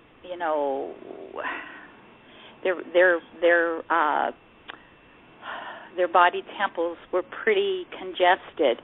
So then they started really honoring their bodies and eating cleaner and doing the urine therapy. And people have gotten on this show over the last year or two and said, wow, it was like really kind of like a psychedelic experience their first week. So I'm going to do some research and I was sharing with Kate earlier about that, Colleen. Like, Kate, some of the stuff you've been sharing from the anagogic and the spiritual, for me it's a DMT trip, and I'm hearing it in words. Maybe you guys have had this experience. I've had it, where I know you have. Well, one of the things you might experience on one of these inner journeys is you'll hear this voice. And you'll hear it in the distance sometimes, and it gets closer and closer, and then finally it's right to your ear, and it's telling you the story of life. It's sharing with you this. And all of a sudden you start, you come out and she's like, man, this being was sharing with me all this information. I can't remember what it is. And then you're living, and all of a sudden you're connecting and resonating with all this stuff, and you're like, where did I hear this before? Oh, yeah. That being was sharing with me a bunch of beautiful stuff, and now I'm experiencing it again.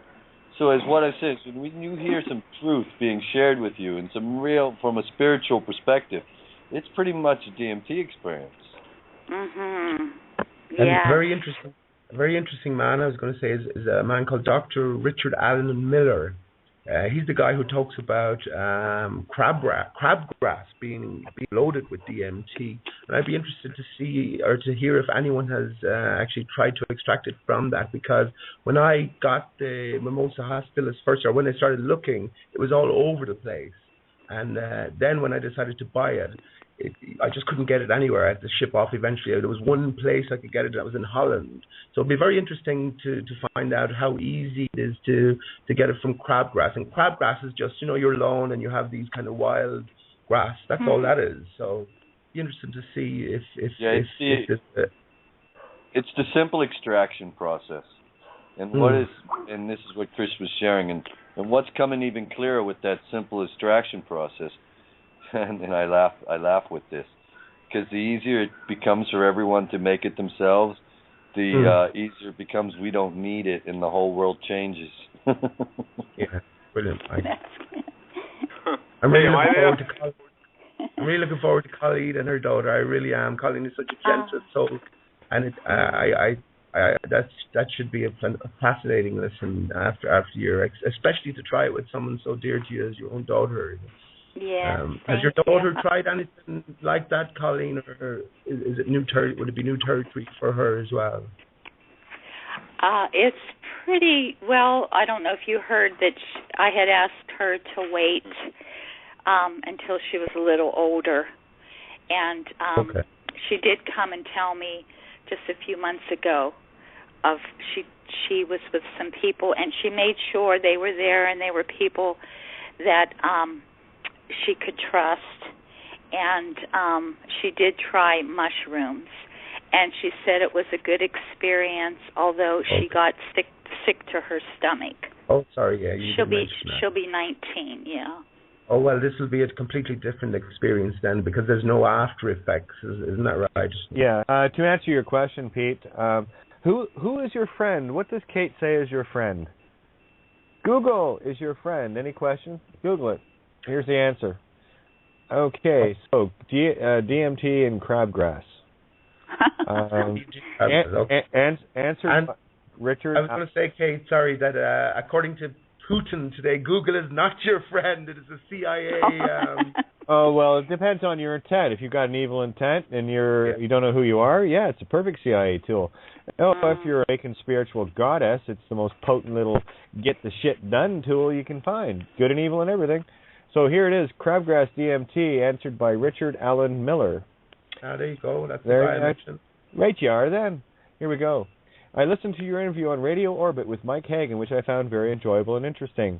My ears pricked up when you mentioned that you can get DMT from crabgrass, as I have not yet explored this area, but would like to. Could you tell me which particular species of crabgrass you refer to? I couldn't quite tell from the audio. We have lots of crabgrass in Ontario. Lots. Also, you mentioned doing chromatography on the grass using spray. Well, okay, blah, blah, blah. So here it is. Isn't Mike Hagan something special? I really liked working with him and hope to become a long-standing friend. He has that quality about him and his work. I was very impressed and have since met some of the other listeners who are loyal to his show. He seems to garner a high level of demographics, all smart and educated. When I worked in Navy Intel, we called NNDMT, brain chemistry analog, telepathine, and our studies were held as classified in anesthesiology at the University of Washington circa 1971. The following is a list of natural products where this specific form of DMT can often be found in natural products.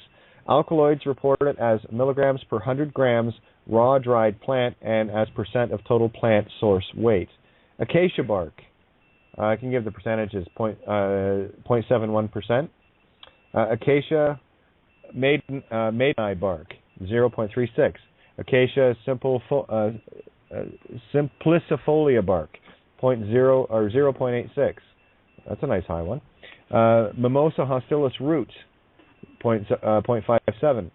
Varola shoots and flowers, 0.44. Desmanthus illinoensis root bark, 0.34. Here's a good one. Pilocarpus organicis, 1.06%, and that's 5-MeO-DMT, the good shit. Phalaris tuberose, 0.1%. NN-DMT, 0.22%, 5-MeO-DMT, and 0.005%, 5-OH-DMT. Phalaris arundinacea, net gossip, I guess is what it's called, or that's what this came from, 0.06%, and Psychotria species, average from Jonathan Ott, 0.2%. So there's, again, Google is your friend, so please. And there's lots of sites came up. I just Googled crabgrass DMT. If you're looking for it, Google it.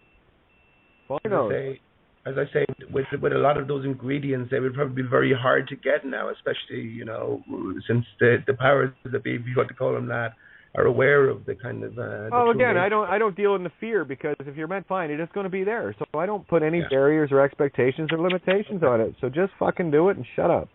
Well, I'm not worried about that. I have my own 500 grams at the minute, so I'm good. Oh, I know you're good. That's why I'm just telling. That's for everybody. Just shut up and fucking do it. If you need and want, and the universe you're meant to, then you will be there. I don't put any carts before horses. And my cab driver's got it. Everything shows up. That's the icing on the cake for you, then, Kate. What's that? You think this DMT is the icing on the cake? You knew pretty much everything already. You think no, I don't. Well, we all know everything. Relatively. Yes, I am just becoming more and more aware of that we know everything, and it's getting easier to find it. Did you find any kind of lingering worries, meat stick worries, emotional worries, faded away? Well, no, I see. The only consideration I had on any time, and this includes alcohol or anything, you will not get me in a position where I will lose control. You know, I watched it growing up. Okay, I watched my mom kill herself with alcohol, and I watched the loss of control. And there was no way I was ever going to experience that because that's not something I wanted to do. So for me, I can count on less than two hands, probably one hand, the number of times I've actually been drunk. You know, so I take this I take this reality very seriously. I don't put myself in a position to lose control. And that's really been if there was one saving grace with me, it was that ability to stay in control. Sorry, I just had to clear my throat. I do want to do a shout out. We've got 16 minutes until we roll over. It's BTR listener 027. Thank you guys for posting that. I meant to say that earlier. But for those that want to call in, we will roll over for a bit. If we roll, I know I got 2 shows tomorrow, but who gives a shit? This is way too much fun. And here's a little enticement. If you want, I might be interested in doing a little vaping in the rollover. Or not. You'll see. But anyway. We got 16 minutes until rollover. If you want to call in, 66. Fuck it, Kate. I'll do it with you. I'll just get a little small piece of it together. Okay, well, Mike, you got the board at that point. But anyway, you can call in at 661-467-2401. And, of course, you can Skype in through Blog Talk or use BTR Listener 027. Put that in your contact search, and then right-click and call. And that'll bring you right to the board. We have room for 12 callers. So if you want to be part of the party, and that won't just be tonight, but I guarantee you, let's see. I've got my little scooper here, and I've got my brain and nice clean mesh. Yep, we're good. I'm actually in good shape to do this. Looks like we're there is now. There is only now. Hey, I got a question for. I have the white sage burning guys. for the party. Thank you. Great big thank you to Paul G and the crew at criticalmassradio.co.uk. Sorry, I got a little sidetracked there with the DMT. And we have Joe in the call as well. There, I'm good. I'm shutting Hey, Joe. Hi there. Of course you are. Hello. Hi, Rich. Hey, Richie. Hey. Gee, I was going to hit one again. I'm kind of drifting off. I got a question for Chris. Cool. You were talking about when you had that real intense experience where that black figure came out. Yeah, and that's you said 5 Neo. Yeah, he pulled how many of those rods? You said he pulled rods out of you. I was curious if you knew how many. Oh. Well, what it was, the lady was talking about Alex Gray. You know, his artwork is based on DMT, and that figure, central figure, the male figure where it's all lines and the eyeballs and color, it was that figure, but it was solid black. And I was lying on a table in a blue room, lying down, and he just reached down. It wasn't scary. I mean, my eyes were open when this happened. This is the difference with 5 Neo. It's completely different to NND. Yeah, you were conscious, yeah? Yeah, and he just put his arms on my chest and pulled out an armful of black rods, which I now know to be deep-rooted pain. He was just clearing some of the... It was like, okay, you've suffered enough. You need some help. Before you go any further, we need to clean out some of the shit before you can go on. But I noticed there was still some left. He didn't take all of it. That's what I was curious about, the rods. I mean, were they shaped like bars or? Yeah, just like black rods. Just like I don't know the significance of it. I don't know, but it's very clear to this day. It's like if you've had a near-death experience. If anybody's had a really bad car crash, and you know when everything goes in slow motion, that's if it goes to stop motion, then you're in trouble. But it's like that. You never forget, and it's like this. If I knew, you never forget it. It's just clear, crystal clear. After that, my body lifted up. I mean, I thought I was levitating, but it's thinking back now, I think my torso just lifted up, and I let out a huge sort of breath, like a release, like No, and it was wonderful. It was like, oh my God. And then he just put me somewhere, and I was wrapped in this love. That's all I know of it, because I know that the only force in the universe is love. That's it. That's all I know. That's all there is. Love. Yeah. And Repeat and I that didn't want to come back. Because I was just curious. Go on. Oh, go ahead. Go on. Oh, yeah, I was just curious about the rods, because it's something I've seen before too, and I just didn't know if you saw if he did anything with them, or because it was so intense. I just saw the rods were taken away, and all I knew is that there was like a load just taken away from inside me, and then I was covered. I was in this place, and I was lying like a baby on the bed, and I didn't want to come out of it. I didn't want to leave there, because it was like I can't even tell you. I can't even begin to describe it. But it was the most comforting, sensational, warm feeling that you could ever possibly imagine. You know, and then he showed. Chris, wouldn't you say that those rods are energy, and what it was an example of pulling out blocked energy, and it was like a what would you call it? So you could see it. It was shaped in the form of rods, but what it really is blocked. It was blocked energy from your wounds. Yes. Good. Yes, I've obviously decided that. So you in your own imagery. Yeah. Yes. Yeah. And Chris, when you said about that you didn't want to come back, I have had that same experience as I've shared, really going deep in nature and in meditation. And I've shared on the show over a year or two ago that when I get in that place, I'm ready to go. I merge with nature, and the only thing that always brought me back was I had a daughter that I had to take care of. And that thought came, and I was right back.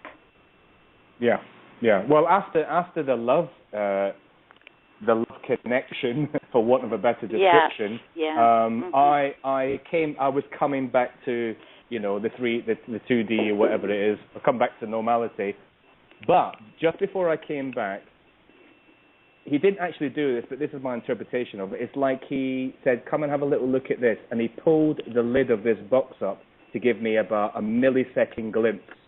And what I saw... the end game. That's what it is. I can't fucking describe. And do you know now what it is? I think I might be able to say something about it. Wow. I'm curious, Chris. I want to know what you saw in that. Yeah. Okay. Imagine that the whole world is you, right? And you've just woke up for it, and everything goes white. It's like you put your head on the planet, and you pulled your head back out. And it's like, oh, and I just said, oh fuck. It was like, oh my God, I get it now. I get it. Oh shit. Yeah. And I burst out laughing. I couldn't stop laughing. And I was running around my room going, oh my God, everything's connected. Oh my God, it's all connected. It's all connected. It's all connected. Then. So that's when you felt. Yes, it was just incredible. It was all connected. Unbelievable. That's when the molecule told me, you got it, Brandon? And I was like, yeah, I got it. And he was like, okay, tell everybody. And I laughed because I couldn't. You can't. You just can't. You have it in your head. You know yourself deep in your heart what you saw. You know what you saw, but you can't say it. It's like you're not allowed to say it. Yes, you can't put words. You cannot put words to it.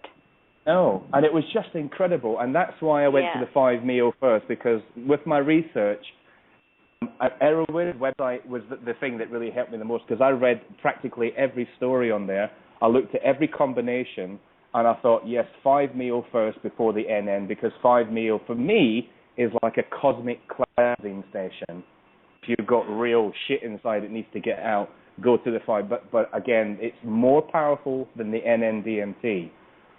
And you have to have and I just happen to be a Scotsman and very strong-headed and Aries, and I thought, yeah, I can do this, and it was just sensational. And I go back there, and I can't get hold of 5 Meo because I don't know how to make that one particularly, but I can't find it anywhere, So I settled for the NN DMT, which is different altogether. It's more colourful, fractal. But the 5 Meo, you don't get the graphics. You don't get that. You get the sharpness, the pin sharpness in the room. Everything is like, it's like you're in it, and then he just came out of nowhere, just leant down. He leant down and just went in my chest. I felt his arms go in my chest and pulling all this stuff out. It was just amazing, amazing. Whereabouts in your chest would you say? Just, like by your heart? Yeah, the chest. Yeah, usually from the shoulders, probably down the torso. Like somebody giving you a hug, from the putting their arms around your back, but his arms went right through my body and just pulled out all this shit, basically. So he went vertically. And it was great. Well, it was great because from that moment onwards, I just realized what a twat I'd been, what an idiot I'd been, how stupid I'd been, how ridiculous this whole situation is, and that everything is bullshit. No, it's not bullshit. Everything is a fantasy on this planet. It's just made up in my head. It was my world, and I stepped back from the world, and they said, it was like them saying, look, that's your planet, and we've just pulled you out of it. We've just shown you what it is, and they put me back. But it was so quick. It was like a little flick of a lid, and I got a quick glimpse of it. But it was enough for me to feel the force of the encompassing global, universal love, which is just, and I get frustrated because I can't put it into words. Chris is a T short of Christ. Was that you're speaking of that? Is that your first experience? Yes, that was my very first experience. And how has your experiences changed? Or have they? Hey, I didn't do. Hey, I just want to ask him real quick, Chris, while you're on to that. Guys, please. Yeah. Wait. No, I know. I know. It's just that I know Colleen. Because the thing is, when he was talking about that, what I wanted to say was that the name of that guy, real quick, before I forget, the one that drew the. Alex Gray. Alex Gray. Alex Gray. Alex Gray. All right, because I'll forget. It's GRE. It's Grey, Richie. Stunning artwork. Yeah. And when you see the man figure that he draws, you see his pictures. That's the figure that I saw. That's the figure. Okay. Chris, could you tell us from the? I was going to say you can't forget because this is archived. So please, guys, just be mindful when things are rolling. That's true, Kate.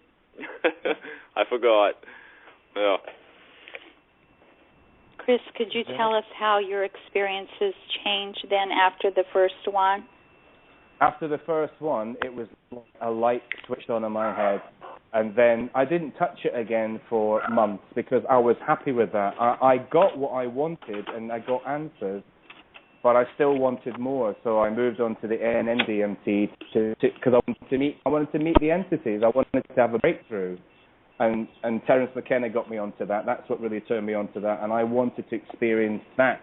And I haven't been there yet. But it's okay. I mean, I'm not chasing it. It will happen when it happens, They've already said to me, you need to do this and you need to do that and you need to stop doing this and stop doing that. We'll look after you, but take your time, Mm-hmm. So it's good. I've got another... Cool. Yeah. Ayahuasca I haven't done. There's an ayahuasca place here where I live, and they charge like $250 for like 5 or 6 sessions, lasting 4 to 5 hours each session. And it's very ritual, and there's a shaman there, and they've got puke buckets, and they walk you through it, And I thought, And then I saw the DMT, and I thought, no, I want to go straight to the source. I don't want to go through the mummy comforting me, taking me through it. I want to go straight to the source, and that's why I did the DMT. So I don't want to wait about, I want to get there. I want to go home. I don't want to play around. I want to get right to the. Yeah. Yeah, I hear you. Hey, Chris, that's the area patience, wanting, can't wait, no patience. I want to get there, and I want to get there now, or yesterday. Hey, Chris, wasn't it interesting? That's the next thing for you, Richie. Sorry? I said it sounds like that's the next thing for you, Richie. Yeah. You haven't been on an DMT before. No, I already fired that bad boy up. That's why I was curious about. That's why I was curious about Chris with those beams, because that was one of the experiences that I had. That's why I was curious how many there were, if you would recognize how many of those. I didn't count. I didn't think about counting. I just knew it was like an armful, so maybe 10, 15, something like that. But I did notice very, very distinctly on my left shoulder, there was about 3 or 4 rods, because I remember thinking, why didn't he take them? Just for a split second, I thought, why has he left them behind? You know, so maybe that was all. Yeah, maybe that was all he could take. You know, maybe I have to go back to 5 meal and do it again. And I believe that I have to go back to 5 meal and do it again to get the rest of it cleared out. But for the life of me, I cannot get hold of 5 meal. You know. I bet you, beyond a shadow of a doubt, I bet you there was 5 of them he left behind. You know, that's why when you say everything's connected, when I heard you say that, it absolutely resonated. You know, and that's what I was curious about. If they were shaped kind of like, you said when you said bars to, or rods. Can I jump in here, guys? Like, yeah. I need to jump in. I got 2 minutes to roll over. I've been waiting for a moment to get in here. Fucking give space, guys. Holy shit. Anyway, we got 2 minutes until roll over. I've already got my bowl ready. Shit, I better get mine ready then. Yeah, you can call in at 661-467-2401. This is Operation Houston tonight, obviously. That's what I thought you were doing, Kate. I said, he's busy. Yeah. I'm no. I had to get my coffee cup because I needed something to at the whistle. But anyway, just 90 seconds. If anyone wants to call in, room for 5 callers. 661-467-2401 or BTR listener 027 and or call in through the Blog Talk page using the Skype button. Once at the table, you can hit 1. And I do have a lot of lines open here, guys. Is what I want to just be mindful. We got Lynn, Janet, Darren, Colleen, Brandon, 425. Why can I never? That's Alvita. Sorry. And I got Paul from Scotland here as well. So just be mindful. We got a lot of people at the table. So just kind of pass the feather around for everybody because I know we got lots of questions. So there you go. 45 seconds to roll over. So I know Mike was trying to. Mike wanted to say something. Yeah, I want to share about how when you're describing Chris, the being reaching into you, he reached in quite deep, didn't he? Yeah. Oh yeah. Almost to the point where. Yeah, I mean, like I said, it's like I felt my body rising from the bed. I actually felt it rising. I don't know if that was just the imagination or whatever, but I actually felt that I lifted up. You know, I felt my body lift up, and I let out a loud gasp. You know, I can't say it any more than that. That's what it was. You know, I wish I could have recorded it somehow to show people because it is so incredible. You know, and it's been a little bit of a thorn in my side because for the last, and this is going back 8-9 months now. All this time, it's been in my mind every single day. What the fuck did he show me in the box? What was it? How can I describe it to people? How can I tell them what I saw? The end game? But what's the end game? The end game for who? For me? For the world? No. It was like I stepped out of the world. The world is a play, and I stepped out of it, and everything was white. And it was like, oh fuck! I've just come out of the universe, the earth. I've come out of the earth, and it's all mine. What? And I couldn't. I mean, it just tormented me for days afterwards, trying to work it out in my head. You know. So I fit back to 5 meals. That's kind of interesting, me, what you've been saying. 10 all right, maybe. Man, how you doing? All right, buddy, how you doing, mate? All right, mate. For all English-speaking people, please turn down your speakers right now. You won't understand a fucking word, but I will. Keep going, hey, guys. Paul. Hey, mate. That's a great day for motor car racing, right? Aye, it's a bra, Bruno. Aye, it is. It's a break with you. Hey, boy. That's very interesting, Chris, what you were saying, mate. It's like a severe spiritual experience, but it was interesting what you were saying there about the box. Yeah. Could you describe a bit of that? Well, it wasn't. All I can say is this: I didn't actually see a box, but what it does in your head, it gives it. They try and make it so that you can understand it. So it was showing me something. In other words, what it was showing me was that, and I felt the connection. This is the thing when people say they know everything's connected, but I actually felt it. And when you feel connection, and I mean every single thing, everything is connected. I put my hand over my mouth and went, oh, fuck. Oh, my God. It's like God. you broke through the hypercube, because when you look into this, there is a lot of like say what I was saying in the previous shows, there's a lot of cubes involved. You know what I mean? There's a lot of dimension cubes involved. So like the world was created in a cube. That's the way the Sefer Yetzirah and that would say it. The world's created. It sounds like you've managed to basically find your center point, because the whole point is to find the center point of the cube, and then you manage to get out of the box. Do you know what I mean? To get out of the box, you have to get into the center of the box. That's excellent. I never thought about it that way, but you could be onto something there. I mean, I honestly don't know. I mean, all I can do is describe the feeling, and I still, even now, I'm in Mexico, and every day here, I'm thinking about it. What was it he showed me? How do I tell people what it was? How do I put it into words? And I can't. That's what I can say, mate. That's what I can say, Chris. After the show, pick up the Sefer Yetzirah, or go on YouTube. There's a Manpower beautiful video on it. It's only 25 minutes. The book's not very big. Put the Sefer Yetzirah on and see, and just see what resonates with you, especially when it comes to the numbers, because there's a lot of numbers like say Aleph and these Shem, Shin, and all these numbers.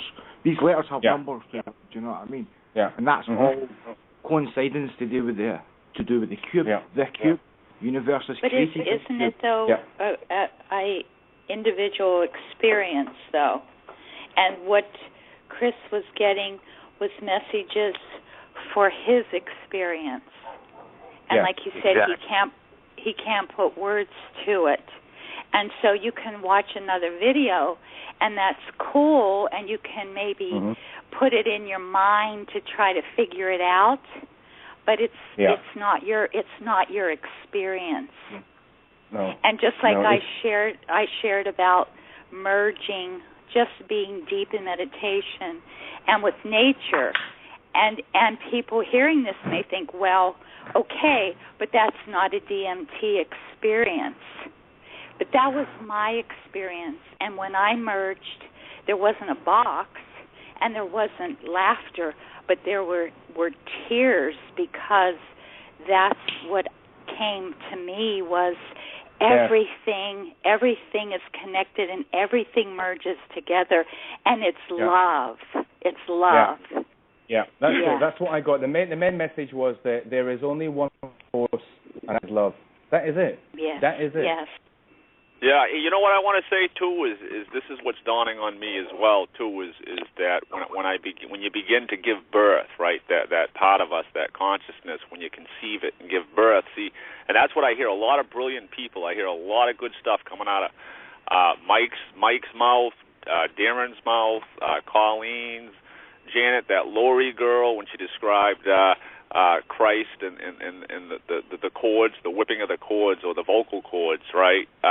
That struck a note with me. So she was able to describe.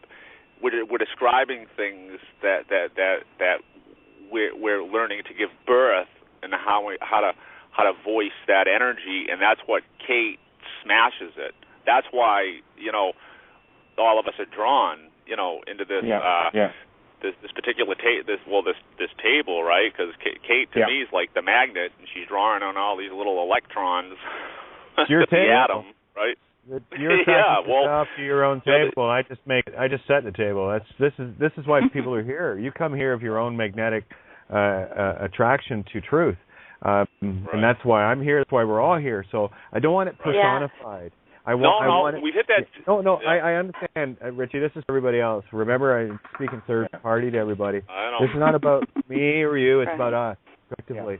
Yes, and if it wasn't in you already, Richie, you wouldn't be here at this table. You wouldn't be here. Yeah. So no, I know. And that's what I'm doing is I'm trying to whip these vocal cords right here, whip them into birth, and that's just what it is right. Finding that magnetic zero point, and Kate's zeroed in on it, right? And if we didn't, we wouldn't be here. So we've hit it at a certain level, right? And guess what? Guess like Kate. What I'm getting at, let Colleen, Richie, Colleen. Let's go back. Well, what I wanted to say, this was referred to Chris. This whole spiel of what I'm trying to whip up here. Let me say something. Listen, this is for Chris, though, Colleen. This is for Chris. Richie just said. When he's saying gentleman, please be a all right, Richard. Please be a gentleman. All right, go ahead, Colleen. Because he's wanting to talk to you. Let her talk to you. What I was going to say is, what was I going to say? I was going to say that. I'm all ears. Wait, Richie, hang on. Take a deep breath. Take a really deep breath. And one more time. I'm all ears. No, what I was going to say is, Kate wouldn't be here at this table if it wasn't for all of us. Bingo. All of us together. You big magnets, you. That's what brought me to this table in the first place. I felt the magnetism of all. Oh, we better set the table. Uh-oh, looks like I have to be the servant, bitch. I have the table, cutlery out. Oh, let's get all those. Yeah. No, that's it. Put it in the mirror. You're the magnet that came to your own source. This is all I did. Yeah. Kate, remember you said to me yesterday something about your name that only you know and nobody can know your name. Yeah, the frequency, yes. Yeah, I'm kind of relating the box thing to that. It's like they showed me, but you can't say it because they're not going to allow you to be able to describe it, but you're going to know it, but you're not going to be able to describe it. Because if you describe it, you're going to give the game away. Yeah, you don't want to ruin the game. And I said that years ago. This is a game that we do not want to ruin for ourselves, because if we do, we go, oh, fuck, we got to build another one now. Yeah, so exactly. It's about playing the infinite game, seeing the cosmic joke, and working your way through it, taking the challenges for what they are, and moving on. And it's about, I'm going to go back to scuba nose, right? We're here to go scuba nose, and you're going to look at me and go, Kate, scuba nose. I go, okay, thanks. So start, right? That's how we do this. We don't take ourselves seriously, and we start to play. And this is exactly what those that want to control this particular realm in this game don't want us to make it as challenging a game as possible. Exactly. Well, exactly. Okay, could you speak a little more, Kate or Chris, about not giving the game away? I don't understand that, because when the truth comes to us, and you'll know. You'll know when it comes to you. You'll know. It's what it's like. I hate saying this, but it's the only way I can describe it. It's like I got a little bit of a leg up. They just showed me. They gave me a quick showing of the end. Not the end. You can't say it's the end because there is no end. But the end of this the end of this reality, so to speak, in a way. Right. Like I understand that. But the piece of not telling, not to tell. That's the. Oh. Well, it's like this, and I know where you're going, Colleen, and this is so hard to explain, but I'm going to do my best here. It's like knowing there's a present under the Christmas tree. Yeah. And you have an idea what's in the present because it's a few things that you've asked for. And it might be one of these, it might be one of those, and basically what you get out of this is, okay, well, you can pick the box up, and you can shake it, and you can feel it for a little bit, and you're going to have a really good idea as to what you think it might be. And it's like, it probably is that beautiful thing you want, but you can't open it. But you know what it is. Yeah. It's perfect, Kate. That's exactly it. And it's frustrating because you want to tell people. So it's about the correct timing. Yeah, and when everybody's ready to open their fucking presents, there's our problem with frustration. We all get to open them together and go, woohoo, and then we go to the next level. But I'll tell you something, everybody listening, I can tell you this now, honestly. I've only said this to a couple of people, and I'll say it now on air. When it does happen, you are going to piss yourself laughing, because I did. You'll piss yourself laughing. It is so funny. I had that moment many, many years ago without anything. And I know exactly what this is talking about. And it's you just laugh, you don't know why, but you know why at the same time. It's just...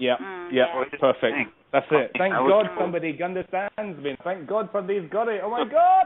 I've been saying the same thing for years. And you can't open up the other thing. You're right. Is you can't open up the other person's gift, right? Their gift, it's within you. They have to open it. They have to open it themselves. Yeah. But let me tell you this. You're going to love it. You're going to absolutely love it. Hi, I had an experience. I thought this might explain it. This is Jo here. How are everyone? Hey, Jo. How are you? Hey. I've done the ayahuasca a few times, and I needed the ritual and the sit back and the stew buckets and everything else, and spewing up this black toxicity of, it felt like the world's dark plague was coming through me. At the same time, absolutely cleansing my whole being. I felt like I was a channel for cleansing this darkness out, and so many different things, without getting into the story of the fractal, and I went back to birth and in womb and left the physical plane completely and was placed back into the physical body. That's a central place. Joe, you're breaking up really bad, and we want to hear what you have to say. Can you bring her in, Kate? I sure can. Yeah, I can bring you in. I got room. Looks like Pete dropped out, but if you want, Joe, I can bring you into this call. Okay. I can come back another time. Oh no, you're okay now. Now you're okay. What'd you do? Okay. What have I done? Yeah, stopped going into the other realm. I was in there. I was actually back in that memory. Can you hear me? Can you still hear me now? Yeah, loud, clear. You're good. Clear now. That's great. I was listening to Seven Boma when he was talking to Giovanni a week or so ago. I've been listening over and over to him. And it really stimulates me, that place where he says, imagine a child before it learned any language, before it had any English or any program there. A child as it existed when it first came in. That's when I think about what we're talking about, what's in the box, what's not from this left program, labeling, defining, structured place. Here's this childlike state that we have that the DMT took me to. When you leave the left, logical brain and, cross over into a whole other realm where there is nothing to label it the way we've been taught to label. And there is pure love. And I looked at a palm tree and felt its breath talking to me. It's loving me as I was loving it, that's a place that I think is what we have when we haven't learned a language. Yeah, I would tend to agree with that because you're in a neutral position.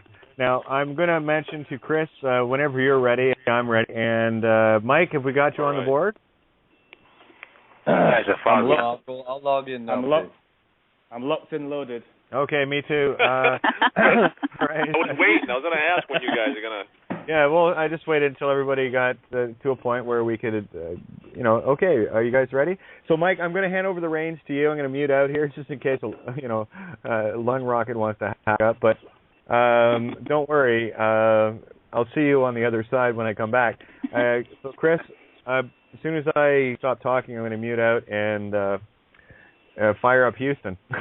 I have the DMT. I have the DMT machine in my left hand, and I have my torchlighter in the right hand, and I'm shaking like I always shake. Yeah, it's great. So exciting. It is. It's like, oh, good, I get to go for a ride. Ground control to Major Tom. Tom. Yeah. Okay, Thank you, guys. Menting countdown. Put your engines on. Yeah, T-minus 10. 9. Here we go. 8. Here we go. Mike. Remember, it's all love. We'll be right back, and, I'm not sure which version of me, but I'll be here at some point. So I'll see you guys in a sec. Okay. Thank you for sharing that, Joe. That's beautiful. I so resonate with that. I think, too, the biggest point on it is our intention. Like right now, I'm intending my pure love and whatever is the highest good for Kate and the table there to come through at this point. And I'll just do a big breath and flow this love and intention out toward them. Yes. As they journey for us. Yes. And cleanse this planet and bring through that other existence that is always here and open the veil for us to experience that love with them. Here we go. All right.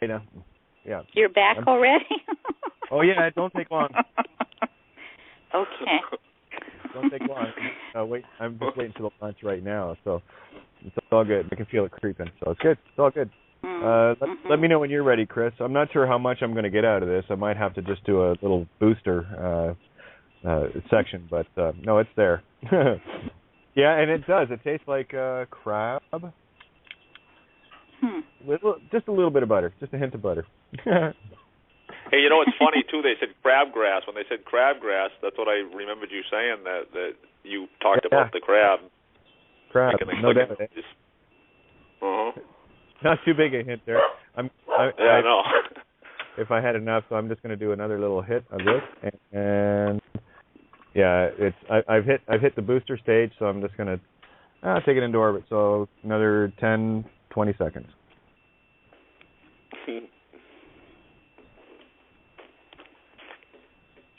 You there, Mike? Yeah, I don't know, but this history right here in the making, I think. Yeah. I mean, I can't remember any talk show that had a Oh, amazing. But Colleen, I wanted to talk about something that you kind of hinted on. I think you asked Mike. Okay. Chris, oh I think. My God. Okay, we're good. Hold the space. Yes, and you know what's so interesting? We can have the experience too on a different level. I just walked outside and I have these purple flowers all in my garden. I just walked out here and oh my God, they're like it's like a whole different color purple, and they're like an energy coming off of them. Oh, Colleen, you have no idea what your voice sounds like right now. Oh my God, this is awesome. I do. I wish Chris, you guys could. Am I going to do a play-by-play here, or am I just going to try to censor all of the chatter? If that comes guys, to you, yeah, Richie, mute please, out. Everybody, all of you, just shush, please. Yes. You're such a fucking killbuzz. Okay. Isn't it just, man? All these voices are killing my high, man. Oh, here we go. This is okay. This is Major Tom to ground control. Can you hear me, Houston? Yeah, Houston. I've got my curtain now waving at me, and the door is smiling at me. And my computer is breathing along with you wonderfully right now. Oh my God! But the best thing is, because it's still light here, and if you can see them outside my window, it's just all plants, and they're all waving at me. They're all saying, "Okay, you're here." Yep. Oh, the steel board has never looked so colorful. Anyway, just to give you a bit of a play-by-play, waiting for the moment here. Oh, the colors, guys! I cannot even begin to describe the layers of this reality that the radio show is in, and the one that I'm currently visiting alongside Chris. You would not believe how tenuous that thread is that separates us. It is, my hands, everything is just pure, utter rainbow. Yeah.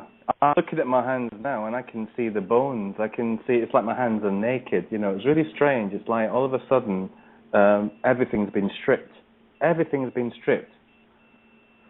Yep. Oh, wow. And the sense of bliss that it goes along with this, I got to tell you right now, all I want to do is lie back and float with this. But here's what I want to do tonight, and it was describe this. Can you hear the beep, beep, beep? Yeah.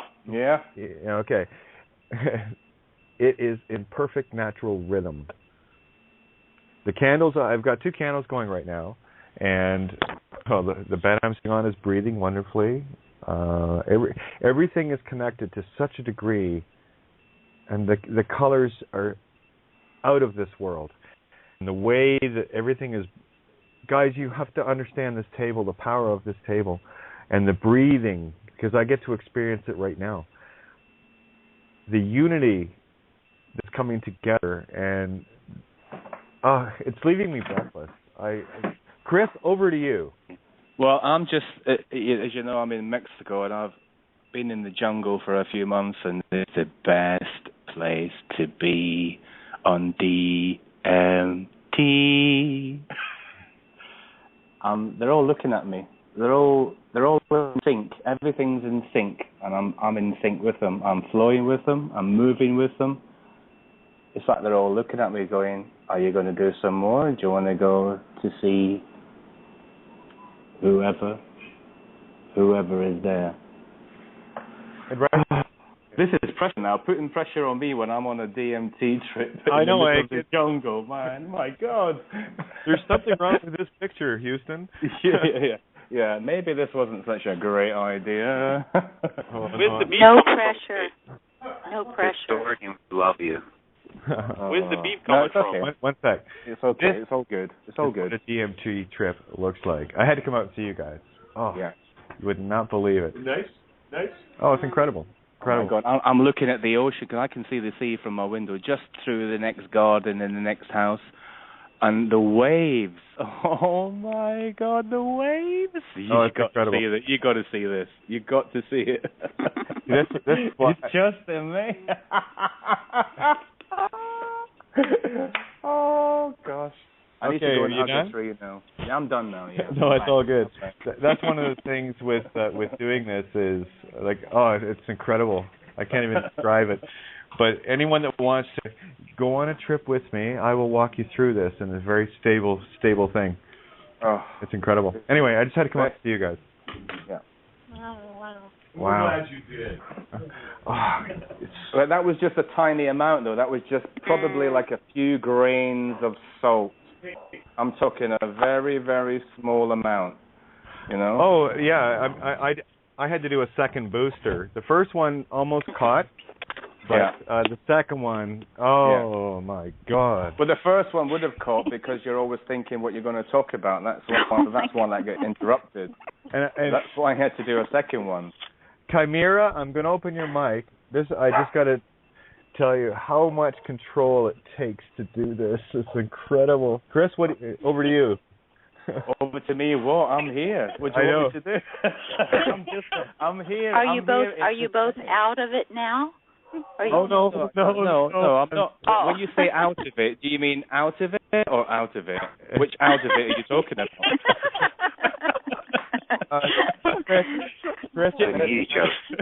Chris, I have to ask you because I know how hard this is to hold this position while in this state. Guys, I'm walking out my door now because I'm going to go into the bushes and I'm there with the plants now and the trees. You are the only one I have ever met. I got to tell you this, guys.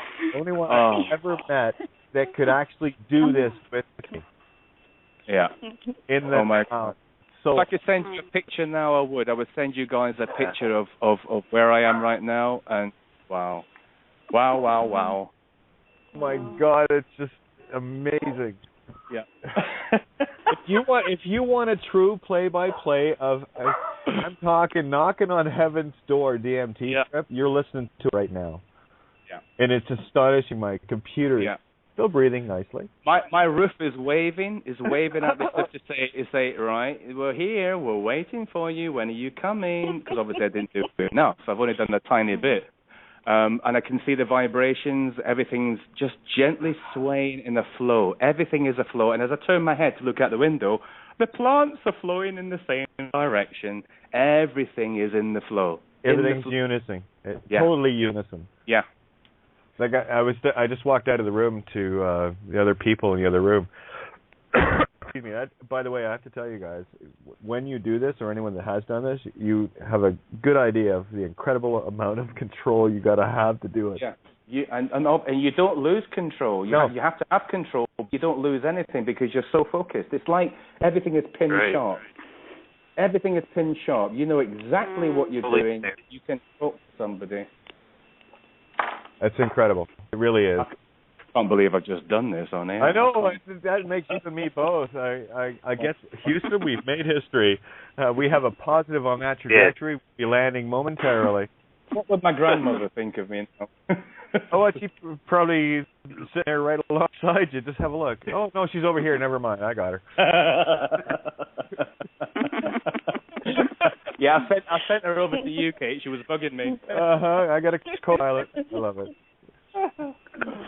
Oh, your voices are so musical, guys. And I hear this anyway, but it's what Chris had just said about being so focused and so sharp. But I have to tell you that all you want to do with this is lie back and watch. Yeah. You don't want to interact at all. It's you are in total free will. You know that anything you do will interrupt it. I just closed my eyes because I like to check out some of the symbols that come up. And there was this really cool. It looked very, very Hebrew. Oh, there's the pyramid. Oh, it's all there. Anyway, I can open my eyes because it's way more fun. But I wanted to see the unison. Oh, you should hear the birds. Oh my God, who's got the birds? I can hear them. My little paradise back here. That's right. And that beeping, is that Morse code you were talking about, Kate? I can hear that. Anybody else hear that beep? I'm coming down with the parachute now. Chris, how are you doing? I'm fine.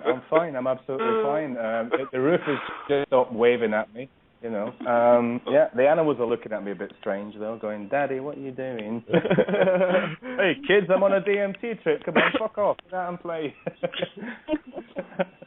And that, boys and girls, is the measured difference. Now, nothing has really. Colors are still pretty. They're just not as jumpy as they were about 3 or 4 minutes ago. And yeah, you do not lose sense of time. You do not lose sense of reality. What you're doing is you're walking in that, I talk about it all the time, that beautiful space between the oil and water.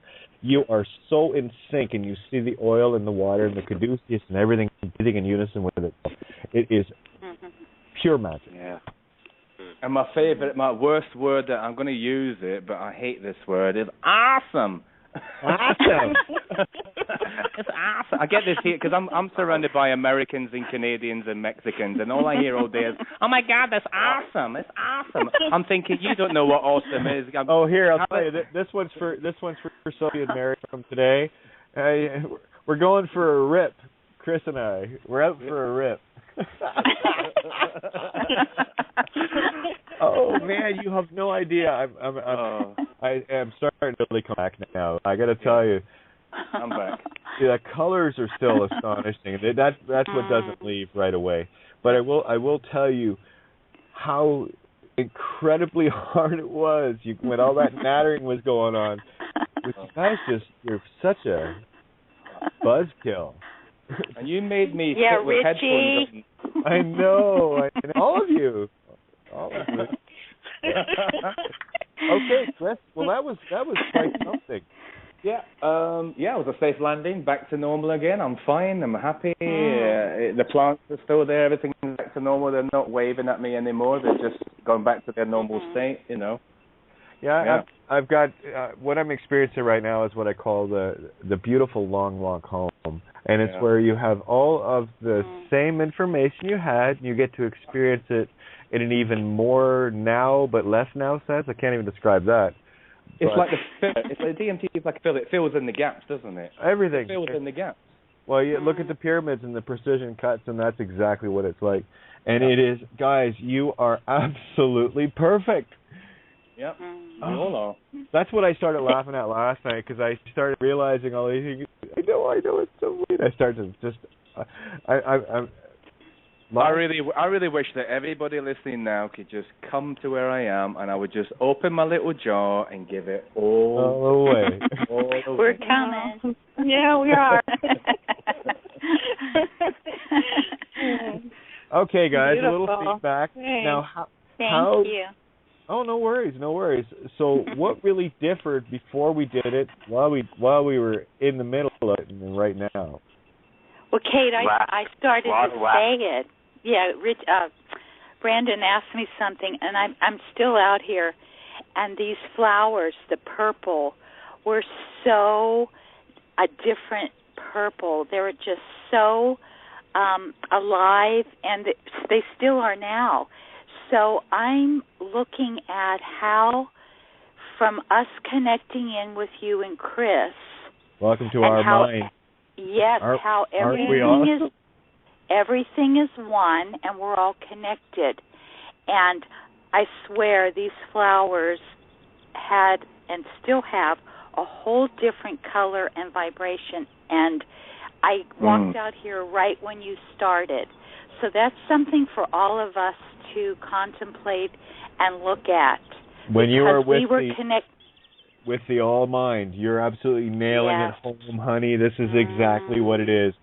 The more you connect with the All Mind, the more you experience the All Mind as one, yet from your individual point of view, and it is beyond anything you can ever imagine, because you already did, but you forgot, and it's just incredible. Did I sum it up, Colleen? Like you speak in such beautiful pictures. You don't have to say a word to me. You just have to. You could hum and I got it. Yeah. Here, and hand it right back. But what you experience is exactly the All Mind. Yeah. And if the monkey chatter would stop for 30 seconds and get into that space, you would have experienced exactly what Colleen, and some of you probably did. Who knows what Colleen did? She experienced part of the All Mind with us. Yeah. Thank you. It's all good. It's all awesome. Awesome. You guys are just amazing. I can't even do it. That's a problem when I hang out with Mary for a day. I start talking like Brogue, you know? Oh, you see that picture you posted, Kate, on Erowid DMT, the picture of the crystals? That's exactly what I've got. Oh, nice. Exactly like that, yeah. So more play-by-play. I'm still on the long walk home here, guys. And I think you did a bit more than me. I was just doing a little bit. I didn't want to go anywhere where there was voices talking, because that's a little bit of an insult to DMT. But for educational purposes, it needed to be done. And for reference, where I was during that was right between the first time I called you Chris and the second time. And here we are on the third time, so I've found fucking cross in the middle of the two. And it is Kate, we're veterans now, you know. Oh, well, no, you're a veteran. I'm still a rookie pilot. But I got to tell you, it is exactly the allegory of Jacob's ladder of what I've experienced between last night and right now, because I could see where I was, where I am, and where I'm going all at the same time. Because you can see when you can see the ladder. That's the Interstate 60. That's the yellow brick road. When you can see your ladder, when you can look back at in terms of other points of view, people, call them people if you want, they're you. But when you can look at others and see the things in them that you do not like, that remind you of what you were like, take the beautiful win of that contrast, because you are actually aware of it. That's when the ego steps outside of you. That's when you finally put the leash on it and you go, fluffy fucking sit, and when I need you, I'll bring you to my lap and we'll have fun and we'll play, and then I'll put you back and give you all sorts of treats, okay? And the tails are wagging around the universe. It really is that simple. So when you can see that contrast, that's the moment of the true awareness, because if you can see a contrast, it means you're alive. Look at how many people can't see that contrast, and are they alive? Not from my definition, and certainly not from where I'm sitting. And my mission, if it is such a thing, is to want all of me to experience all of me in the same way, only completely different. Because you're you, I'm me, but we are one. So there is no three, there is no one. There is just that beautiful space of everything infinitely connected in this gorgeous fractal. The All Mind that you are is the most beautiful. We did this out of nothing, guys. Out of nothing we've done this. I like to say, as my Jamaican friends would say, everything is everything. Folding in and out of itself in the yang to yin, yang to yin, yang to yin. Awesome. You get the cosmic joke, and then you play your role. Yeah. Oh my gosh. I really wish I could just give this to everybody, you know. I really do. If I could hand you a recording of what I just experienced with all of you, for you to watch, I guarantee it's a movie you would never want to leave. There's me yawning now. You were yawning last night, Kate, afterwards, weren't you? Mm-hmm. That makes you yawn a bit. That's a good thing, to yawn. That's yaw and, which, three positions of a plane: pitch, yaw, and roll. You see, in the 3D world driving a car, you only have the pitch and the roll. You don't have yaw. So when you yawn, what you're doing is correcting your pitch and your roll, because that's what yaw does. It's the perfect middle that keeps you centered. I don't know what to say now. I'm just. I know, eh? Okay, well, that's it for the show tonight, boys and girls. Okay. No, leave it there. Yeah, we could leave it there. We only got about, 20 minutes? So I think I want to hang out with the rest of the family for this, because I do think this is probably historic. I've never heard of any live radio host or whatever doing anything like this. So I think this is going to make some stuff. Yeah, Kate and Chris on a DMT trip. Tune in now. We can make a series out of it, you know. Well, yeah, and you all heard how dangerous it was. Yeah. Yeah. Be careful now when you cross the road. All you want to do on this stuff is go out and play with all the other children. That's all you want to do. Yeah. Share the love. Oh, it is. There's no words for that. Oh, and it's beautiful. Bliss is such a word that lacks. There is nothing to describe this. Nothing. When you are there, and I can't say feel it because it's not a feeling either. It's just a complete 0 point there-ness. You're there. Hi. You cooked your meals 3 times, Dorothy. Welcome home. And of course, Mama, in her normal laughy, happy way, says, "About fucking time you showed up. You're late for supper, kid." Well, can I just say before you go, I want to thank everybody for the questions. I'm not going anywhere, Chris. Okay. Well, I just want to thank everybody for the questions and the interest, and I'm overwhelmed actually by the response, especially from you, Kate, because I never expected. I called just because I was a bit trepid because I told you I'd never heard you talk. Although you talked about it before, I didn't hear you talk about it. And so the shows that I was listening to, I'm thinking, why is nobody talking about DMT? Okay, guys. And that's why I wanted to talk about it. I want the rest of the table. We have talked about DMT and psilocybin and salvia on many occasions, right, guys? Yeah. Oh, I believe you. I'm just that I wasn't there. This is not for you, Chris. This is for everybody. This is the table. Yes. This is your table. We know the magic, is what I'm saying, and Chris, I gotta tell you, man, okay, I'm not gonna put you on a pedestal here, but what I'm gonna do is I want you to shine individually. Look at how, and I want you to see this yourself, Chris. Look at how bright you are shining, and you were right all along. Told ya. Don't, you'll make me cry. Yeah. This is what everyone is to me. Mm-hmm. Oh, God, when you get here, you just go, "Oh, children, please just come home and be the real children, not these grown-up, whiny gimme-gimmes and possessive, and I have to have a name." And that's why I write. That's where the passion comes from, because I know what's holding you down, and I just want to cut your strings, Pinocchio. You got wings like you could not imagine. Come fly with me, let's fly away. Catch me if you can. Yes, beautiful. Thank you, Chris. You're welcome. Thank you for showing up. What a wonderful experience. That was your piece. Your piece to bring. Well, I finally found something that I'm good at. It's taken me 53 years to actually contribute something that's worth anything. You know? And I thought that's bullshit.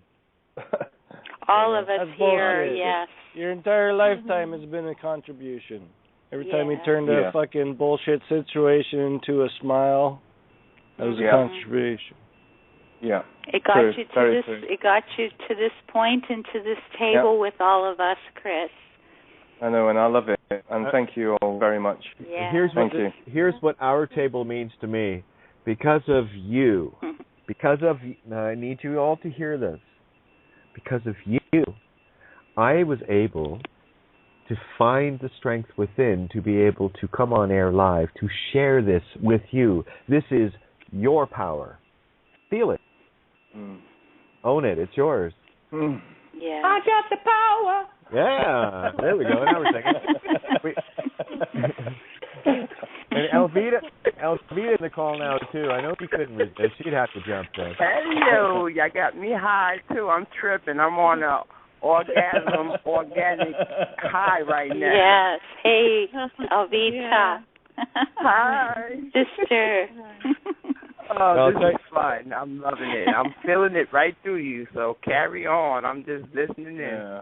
Oh, yeah. And by the way, guys, Lotus Flower, I got you. If you want to make history with us, you've got another 18 minutes to get on the air with us. Come and join the table. Everybody. Lotus Flower, it's all yours. Lotus. Hello, Lotus. Okay. I know, isn't it awesome? I love you too. Oh my God, I can't believe it. I forgot. I forgot my name. Merciful heavens! Wow. I feel like I went on this journey with you guys. It's just so amazing. Yeah. I can't believe this is my first time calling in, and I'm talking like I'm high. I can't even believe I know. Welcome. Oh my God, guys! Welcome. Will. Yes. That's the all mind. You see how we're now you're seeing consciousness. Oh, look, Chris! Yay! They see it. They finished Oh my God! If you're so open, you have to be open. There's just so much love that it's just you can just feel it, and embracing it. It's unbelievable. Now you know how to change the world by changing your mind, but we got to do it together. This is what that part of us doesn't want us to know. We do this together. Tonight is historical. Just on that one thing alone. And Colleen, thank you for bringing it up, because that's the magic. That's the shit that I'm looking for tonight. And you brought it home. And now look at Alvita, thank you. Look at you all. Thank you. Yeah, when Colleen was talking, really good. We all have to do this together. Yeah, when Colleen was talking about the connectedness of all of the minds, it was like her voice was like vibrating right through me, and I was like, wow, it was just so palpable. Yeah. So thank you, Colleen. Oh, thank you. Beautiful. What a beautiful experience for all of us. Yes. Yeah. And that's why I'm saying it. Because of you, this wouldn't have been possible. I could do this anytime by myself. But the simple fact is, I feel like I'm by myself with the rest of you, me, to do it. Wow, man. Well, that was a first for me doing it with especially the way. I think it was the first in the world. I think it was the first in history. Didn't I say we're the cutting edge of consciousness? Damn right. I told you were right. No place else on the planet like this place. That's for sure. And we got back to Ta and say yes. Oh, someone's got the speakers going, or it could be the 240 on your phone. Hang in there, guys. Just hang in there. Okay. Wow, interesting. The alarm there. Yeah, I think that was on 240, so I'm going to open that one up again. I was just double checking. But anyway, that was 240. Oh, we lost you. Shit, I didn't want that. You didn't have to hang up. Oh, I just want. If there's noise, I'll just mute it out until I can let them go. Like their talk, right? So, anyway, come back on 240. Come back on. Can't because we're in the recording. Oh, okay. That's the bitch about it. Anyway. What do you mean we're in the recording? What does that mean? You can't call in during the recording. Once we roll over, only those. Oh, right. Okay. Yeah. And by the way, we have $37, so now I know why, because when I sent out the first notice, I always checked the time to show and to give me what I needed to see, and 37 seconds. So now we have $37. So I looked for I always looked for the Trinity to complete it. So there's your 777, 3 times. Yeah. Off. Dorothy's clicking her heels. Actually, I got my flats on, but whatever. I'm just having a friend of mine is just walked in the door and brought me a little rolled up thing for me to puff on, which is nice. Oh, nice. Yeah. Because at open house, you see, my door is always open, so people just come in and out, so it's no big deal. That was the same at my place too. Whoever wanted to show up, their doors open on in, and make yourself at home. We do. Yeah. Let me open my door.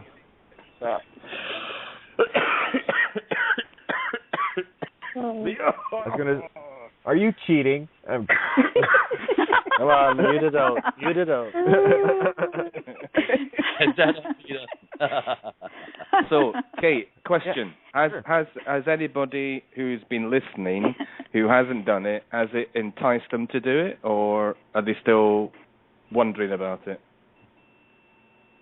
Well, I would love to do it with my daughter. Yeah, that would be a beautiful experience. Yeah. Did we take some of the potential fear out of it? Oh no, we're going to lose control. I got to tell you though, Chris. Right at the peak part of it, I was beginning to think, did I actually go far enough on this one to go through the veil? I better not have. No. Oh no. You won't go through. You won't have a breakthrough when you're trying to talk and explain to people. You need to lie down. Yeah, that's the way I kept talking. But Kate, I do look at the one mind and how I had that experience through yours and Chris's experience. So I am looking at that too. Hey, don't do that, man. They're in love. They can do it. There we go. Oh, they sound great.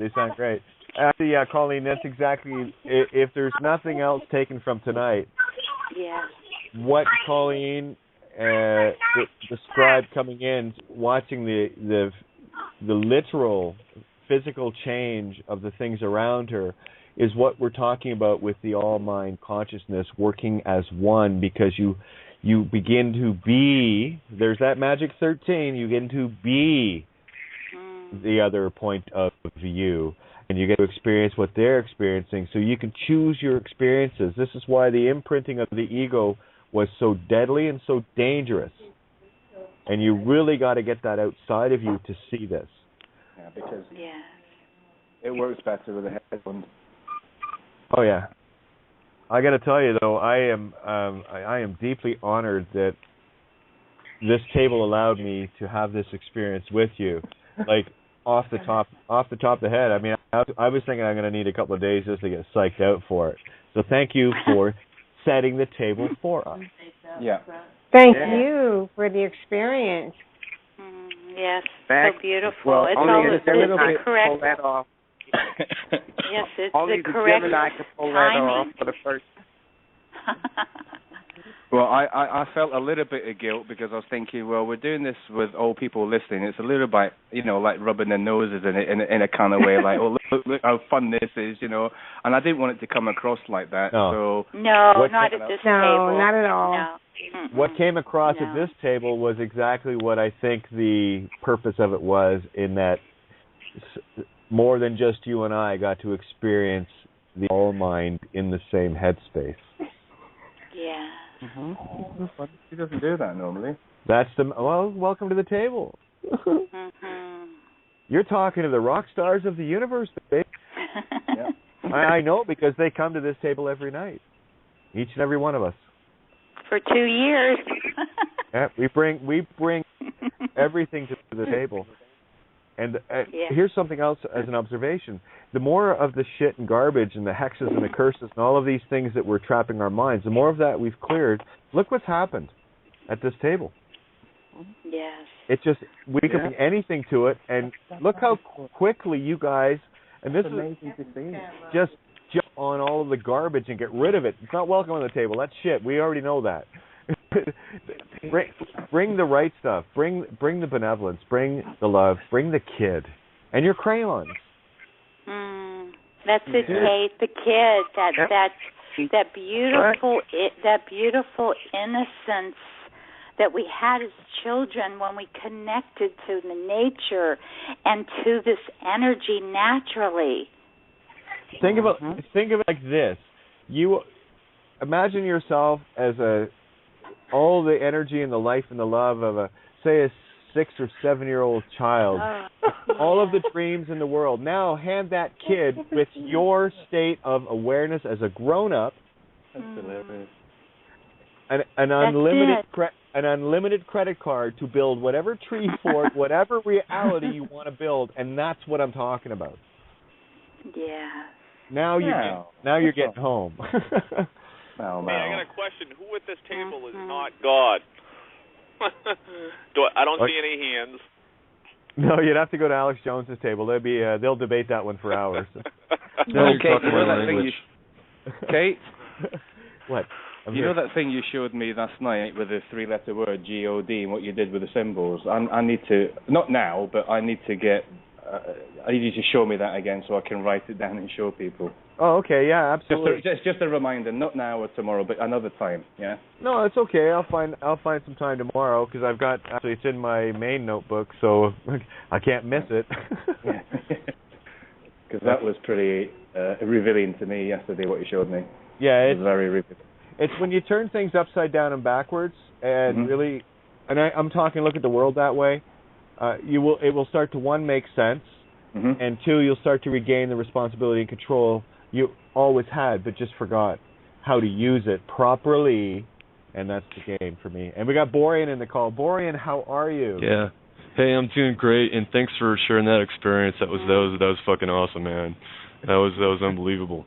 But anyways, you guys are now talking to my language. We have to go back to when we're little kids and where there's so much innocence and all that, and back when, you know, we hated school so much because we knew it was fucking bullshit, you know, and you couldn't wait to get the hell out of there so you could go home and create whatever it is you wanted to create. And I just needed to chime in with that because that's where we need to go, is right back there. Yes. Yes.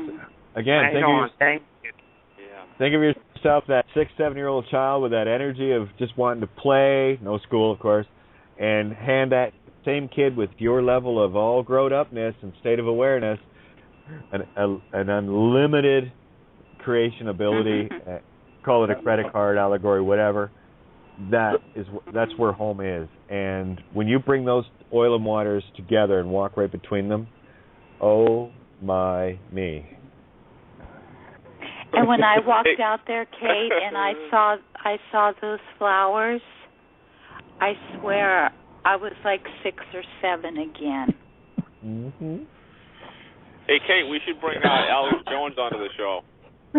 Oh, what's that? Oh, the odds of getting Alex on this show are, well, hang on a sec, just let me check. You are the resistance to fear porn.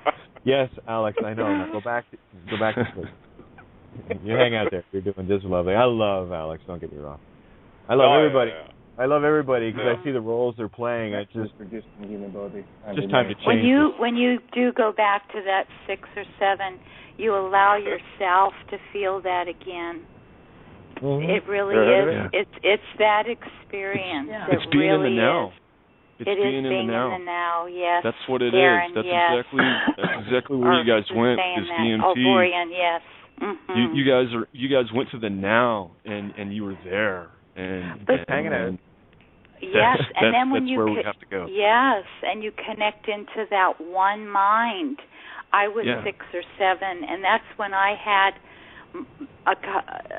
a few of my incredible supernatural experiences. It was 6 and 7 years old. Isn't that interesting? And that's that great word, supernatural. Yes. I mean, I'm not into the phonetics yet. I'm way behind all you guys, but I'm just thinking, oh yeah, supernatural. Oh yeah, 100%. 100%. And the magical thing is you don't have to do a thing. You don't have to do a damn thing. It's just a natural thing that is going to happen to everybody. We're headed there, and that's the exciting thing is that we are almost already there, you know. But it only gets better for Borean. We are there. We are there. It's going to happen to everybody, whether they want it to or not. Is what I'm saying. Yeah. Yes. It's happening now. It only gets better from here. That's it. And just keep saying that for the rest of infinity, if you want to call it time. That's all it's going to be. It only gets better from here. We've seen the contrast, baby. Let's play. Oh, what a game. We are so amazing. Yes, we are. Yes, we are. Yes, we are. But Kate, next time you do it, you want to do the full 60 milligrams in a dark room and lie down and no radio show. No, I'm going to turn the whole universe off so I can turn my whole universe on. And then call me after that. Yeah. Again, I just like last night. My natural tendency is like, oh, I gotta share this. This is so awesome. I want someone else to be here and play. So but even if Kate does it behind closed doors and by herself, that ripple effect, that one mind, can be and will be felt throughout the universe. Oh yeah, baby. Yes. So that being said, I have to learn to be selflessly selfish. So I'll take you up on that, Chris, and absolutely I will be selflessly selfish and just keep it all to myself for everybody. Yeah, definitely. But see, you can't. You can't keep it to yourself, Kate, right? You can't. I know, that's the singularity I just said. Good catch, you got it. Which is why I called yesterday, basically. We're going to feel all of it. So for anyone else in the... We're on to you, Kate. That's right. Knock yourself out, lady. we got 2 minutes here. Anybody in the Southern Ontario region that wants to play DMT with Kate sometime, just give me a call. You know how to find me on Skype, and we'll play. Yeah. I just need to know where to find it. I'll take you dancing. Well, don't worry. Over the coming days, we're going to find means for everybody. I'm loving the idea that Chris is talking about of doing it yourself. And the plants are readily available. You can find them and grow them yourself. You can buy the plants easily. Let me just say this as well. If the Mexican Post is trustworthy, then I would distribute to people in stealth packaging, but it's kind of difficult when you're in a place which is quite remote.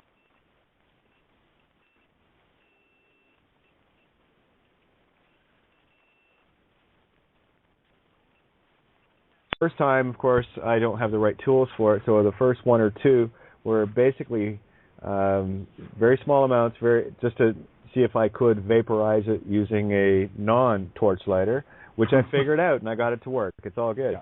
Yeah. So by the third one, I started to, I could sense what it was. It wasn't going to come on, but I knew it was there. It's like, okay, I know exactly what this is going to be. And then, of course, the fourth one was where I put a bit more in, was able to vaporize it properly, not to the amount that would really take you any way in, but it was enough to bring up the geometrics. And for me, the initial start is always there's this beautiful, it's like a pink egg that appears for me, and then it's just a perfect centering point, and that's what I focus on. Mm-hmm. And then right after that, it was a blue egg that came in, like an eye. And without communicating, didn't say anything, but I knew what it was, and it was quietly, the sensation was, follow me. I said, okay. So I went through this, and I watched the beautiful geometrics and the structures, and the colors are beyond astonishing. I can't, they're not of this world. They're beautiful. So anyway, I peeked out a bit, and I ended up talking to you. Excuse me. And it's not very long lived. That one was probably about 5 minutes. And then after we got off the call the first time, I said I'll take it to home plate as far as I want to go with it, and I'll call you back afterwards. But of course, me being the investigative journalist wants to give a play-by-play on this experience, right? So, and we had a good chuckle at what I typed. O.M.F.G, ha ha ha, right? Oh my fucking God. And then it's, what was the one? Blast off. Houston, we have ignition.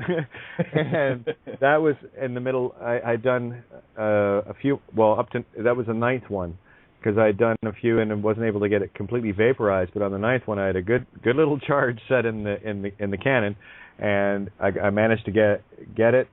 And from there, it was just giggle shitville. It was just beautiful, and that's where some of the geometric, well, of course, the same geometrics were still there. They hadn't left. I was still holding that, basically holding on to the ladder. I didn't get off the ladder at any point until I got here. Mm-hmm. And then what happened was, again, the pink, the blue, and follow me, and of course, passing. I'm revisualizing it right now. And that's the thing, is you're completely centered, you're completely conscious, you're completely in control, aware of everything that's going on around you. And it's just, this is perfect. It's like walking into a theme park, and you're just looking, and you're going, wow. And you're complete control. This is the joy of this, and this is what I really wanted to stress tonight. You are in complete, absolute control of this. When you you got to be centered. And I took. It's funny you said about doing some breathing before it, breathing exercises, and I had just done that 3-minute breathing exercise prior to us talking. So I went, ha, what a coincidence. Mm. But after the initial start out, the geometries were there, and then just looking at the different constructs. I saw the serpent, the geometric, and just the way it moves. It was off to my right, and then there was what was forming in the middle. These are all, I look at them, they were just the distraction barrier kind of things that I just walked right through. It was like the forming of a clown face, and then moving past that, saw the dragon, and just all these crazy awesome, I would call them Loki tricks, but anyway, got past that, and there was where I needed to go through, and I said, okay, I'm going to hang out here for a bit and just check shit out. And of course, I saw the playing cards, the Jack, the Queen, not in the most literal sense of seeing a playing card, but the geometric patterns that are contained within them that always impressed me as a child. Didn't know why, but I know why now. Absolutely, yeah. A lot of people say that as well, and a lot of, when you have a proper dose before you have a breakthrough, a lot of people here where I am have said very similar thing, is that they came towards them, these people, and they were working on their head, not in a painful way. It's like they were fixing things. People that need to be fixed can get fixed on DMT. I certainly did, and continue to do so. If you're a fairly level-headed person with no relative problems or anything, then DMT is going to be a fun thing for you. If you've got issues or you've got some with other things, I can give you a relative comparison, but there really is nothing to compare to. As far as I found with DMT, there are similarities, but you're absolutely right, Chris. This is not a hallucinogenic, because the things that I saw are the things that in not quite as grand a scale, are the things I see every day anyway. What it did for me was it just, oh yeah, okay, I know the geometry there. Yeah, I've seen that. There's the serpent, there's the dragon. Oh, there's the clowns. Pass right on through all this nonsense. And I'll tell you, when I got to the door, I didn't go through the door. That's an allegorical way of saying it. I didn't pass through because I didn't want to. Not last night. I wanted to experience it so that I can talk about it. Not that I couldn't passing through, but I think there's enough to talk about in this. And then when I do step through, I'll definitely be doing a show on that. Definitely, yeah. I mean, to have a breakthrough is the ultimate, and if you don't get a breakthrough in your first time, I say to all my, I don't like to say customers, my friends here, if you don't get a breakthrough, don't worry about it in the first time. It's not about always getting there in the first go. And especially for people who've never done it like you, Kate, I would suggest doing a smaller dosage to get you used to it. Some people have said, no, that's not for me. That's fine. They walk away. That's cool. Other people have said, it's unbelievable. A weight's been lifted off their shoulder. They feel lighter. They feel happier. They got messages. One woman who wanted to, she's here, she's on a death mission to kill herself, or she's just so depressed. She did DMT, and they told her, it's not your time. It's not your time. So she was cool about that, So everybody is different. You all experience very similar patterns and shapes and stuff, but it's individual to each person, absolutely individual, but yet all the same. Yeah, and I go back to that little experience I had on March 15th, and that to me was, I know, that's why I know where the door is, because I've already went through it, and this was a confirm for me last night, and when I do the full way through, I do want to explain what I did and how I literally climbed Jacob's ladder. I used the amount you told me, but I did it over 9 different, I don't know, think of a rocket taking off. off in the first stage, got you started. Second stage went a little further, and then I just kept boosting it. And of course, I called you twice during the peak on the 4th, which was halfway up where I got, and then of course the 9th was when it's like, oh yeah, this is beautiful, and this is exactly what I thought, and this is everything is confirmed. We're right, guys. We've got it. The game's ours. It's all good. And feel that out. If, like I said, I just posted to somebody, trust no one. I've said this all along. Trust no one, only yourself, and that includes me. Only find the things that resonate with you, that are true to you, not because I or anybody said it, but because truth simply is, without having any sort of other point of consciousness telling you that. You already know this shit. Yeah, exactly. Yeah, you're right. One of the things that fascinated me about DMT was when I did my research, and ayahuasca came along first, then DMT, but ayahuasca is made from 2 plants, and one is a vine of soul, the tree of the vine of souls, and the other plant that they bash together, put it in the pot, boil it up, and they drink it. Now, within a square mile or half a square mile of the Amazon, there's something like 152,000 different plants. How did they know to put those 2 together to contact, the other realms? That's what really intrigues me. Where did it come from? How did it start? And the Egyptians use it, as you know, they use it in the flower form. It's in many plants, in many animals, and as you know. But for me, DMT is, as you said, it's a tool, but it's also very liberating as well. It's intense, but as I said to you last night, the secret of this is to go with it. Have no fear, just go with it. Nothing bad will happen to you. I got to tell you, you say the word intense, and it is intense in the most beautiful, compassionate, peaceful way. Yeah, absolutely. Intense, I can't even use like that in the common sense of that word or the understanding of it. There actually is not a word that I could formulate to describe how beautiful and blissful it is as you go. So here, let me just give a quick step by step, and I'll share what I saw at what level. Okay. So now the first things that are deep torn or deep inside you, then DMT can actually bring that for you, and they can fix it for you. But it might take maybe 5 or 6 sessions. It might take 2. It might take 20. Who knows? You'll know when your time is up and when you're done with it. Oh, agreed. And one of the beautiful things about it was your sonic perception goes off the grid. Oh, so yeah. I'm listening to my heartbeat. It's like I could literally hear the blood imploding. And when I listened carefully, I could hear the hum of the universe, that universal hum. And then I heard the click, click, click, click, click, click, click, click. It was communicating without words.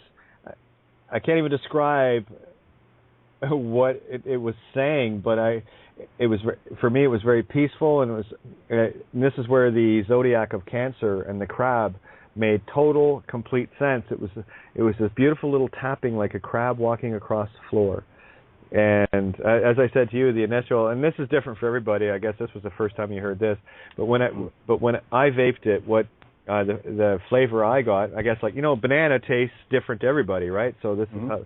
So it reminded me very much of like a steamed crab, that just the taste of like the very, very tender bits in the claw, and it just had that very sea crab flavor to it. It was and really good. I mean, it wasn't like ooh, it was awesome. It was just interesting that I got that taste out of it. Again, it's going to taste different to everybody. It's just like bananas. Yeah. But that sound, that clicking, and it was I can't even describe it. It was beautiful, and it made total sense, and it was very, very centering. So on the next one, and I can tell you guys, what I'm very tempted to do one night this week is bring Chris on and have Mike and a few others, and I would be more than happy to actually do a DMT trip live on the air and give you the play-by-play as I'm going through it. That would be like, I think that would be a lot of fun. I think it would be pretty cool. So I'll wait to get some feedback on people. I'll be your guinea pig, don't worry. Yeah. Well, that would be a first to do that on air. That would be really, that would be a first. I don't think anybody's done that yet. Oh, okay. Well, I'm good at first. I've got a lot of those. Definitely, yeah. I'm not the first tranny on the air, but I'm certainly the loudest. When obviously the ultimate is to go, well, not the ultimate, but really the aim is to get a breakthrough, and the way it's been described is almost like a chrysanthemum that it vibrates and hums, and there's like a crackling sound, and then it goes to a very high pitch, and then you pop through, and you're there in the universe, and apparently they go, oh, you're here, you come so rarely. Look what we do this, do that. You know, this is the thing that I've got in my head, but it might be different for me. That might be somebody else's experience. But breakthrough is the ultimate. And there's only one person here that I've administered to who's had a breakthrough on his second go. He still says to me now, he's a drummer, he plays in the band, and he comes up to me and he says, man, he says, that DMT just keeps giving and giving and giving. You know, it carries on for a while afterwards. It stays with people. It's very profound, but it's individual. It's tailored to that individual. Like you say, you get a very similar experiences and common visions. But the ultimate thing is just for you. That is just for you. Oh, absolutely. And based on what I experienced and the things that I have watched in the past and other people's experiences, and it's been such a long time since looking at any of that stuff. It's like you were talking last night. You wonder how I felt about it. I mean, this is the shamanic tool. I'm one of the biggest advocates of anything that the system is so in terror of and wanting to control. If the system wants to control it, it must be good. So there you go. Yeah, you think about it. It's like it's the most powerful drug. It's the safest drug. It's the most illegal drug. Go figure that. And it's in your brain. Yeah. You know. Well, that's the joke of it. And as I described to you earlier, the thing about it that I really liked was as soon as you're through it, if you can imagine yourself into a swimming pool, swimming around for a little bit, and then getting out of the water and drying off completely, so you're right back to where you were before you started. Mind you, you're more refreshed after this. You're listening to Kate of Gaia on Critical Mass Radio. The game is up. Now, it's our turn. Good evening and welcome to Outside the Box. Chris, mute out your mic on your end, bud. There's lots of noise. There you go. Thank you. Sorry. No worries. I had to bring Chris in with me. Just give me a sec. We'll get this thing on the road here. Welcome to Outside the Box. Yours truly, Kate of Gaia, coming at you. Have to be live. It would be pointless being dead, wouldn't it? Anyway, here at criticalmassradio.co.uk, we're going to have a lot of fun tonight, bringing a lot of things to the table that is utterly important in terms of your own spiritual awareness and connecting not only the dots but connecting with all of the universe. So that being said, Chris, who joined us later in the show last night, just got started into a really cool topic. Of course, my Skype got zapped. Not the end of that. We're just going to continue on here.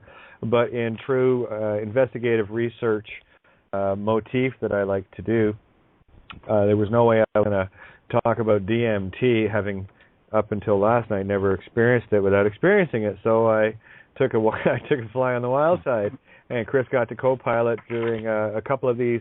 I'll explain what I did, and you understand better. But I ended up calling Chris twice, both times at the relative peak of where I was at, and it was quite fun. It was quite something, and it verified everything that I knew anyway. But it just does it a lot more colorfully.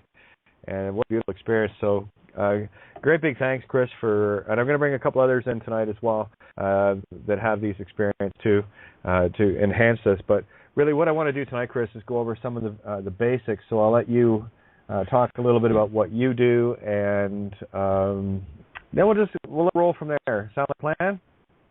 Yeah, absolutely. What do I do? You mean right now, or what have I done? Well, as you know, I'm left London. I'm in Mexico, and to cut a long story short, I got introduced to DMT after a very heavy pain body and awakening and a year of searching and studying, and all of a sudden it turned up on my screen, and I researched it. I found it through Silk Road. I had to buy Bitcoins. That was another new avenue I knew nothing about. I had nobody to talk to about it. I did it all on my own. finally got some in the post sent from me. I think it was from Germany in stealth packaging, which was brilliant. And it sat in my fridge for 3 weeks before I had the courage to try it.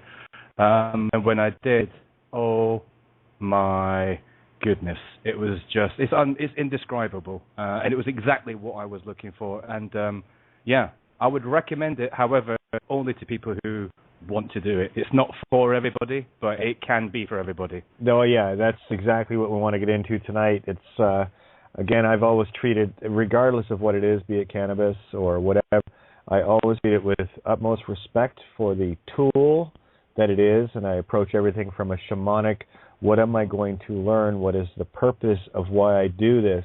If you're just out joyriding, whatever, well, that's not this table. I know that.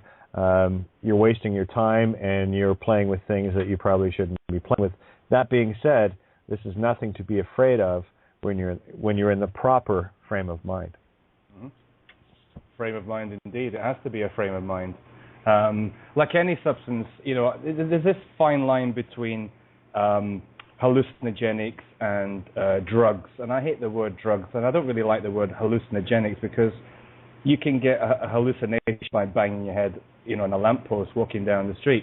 With DMT, it's an experience. You actually experience something so profound, so fulfilling, loving, kind, and it can kick your ass as well if you mistreat it.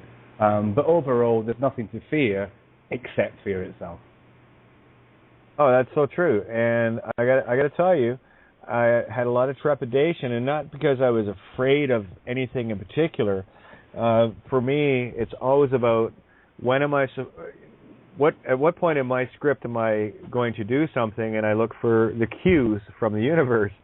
And last night when you showed up, that was enough of a cue for me to get a better understanding because, well, one, you've had a lot of experience with it. You also help others. And it goes a lot deeper. We had a great chat last night. I don't know how much we'll get into tonight, but I'll tell you, the before and after is what I'll try to do for some people who have had experiences, and I've talked about salvia and whatnot. I've had experiences with them, just like any other one. And it is completely residual free. It is perfect because it's DMT. It's you. Money, yeah, exactly. That's the whole point of it. A lot of people say that they come back from it and they feel so invigorated. They feel. A lot of people say they feel like a lot of weight's been lifted off their shoulder. They feel like they've shed some dead entity or skin off them, you know, and their eyes are sparkling. And the word that everybody says when they come back is "fuck." Oh yeah, I gotta tell you. Before I got to the fourth one, the second one is where I started to catch it. I was lying down. And I just started to giggle. I said, "Yeah, I know," and I just started to laugh. And it's that really, it is such a deep bliss. There are no words to describe it. It's not like it's funny. It's just it's pure bliss.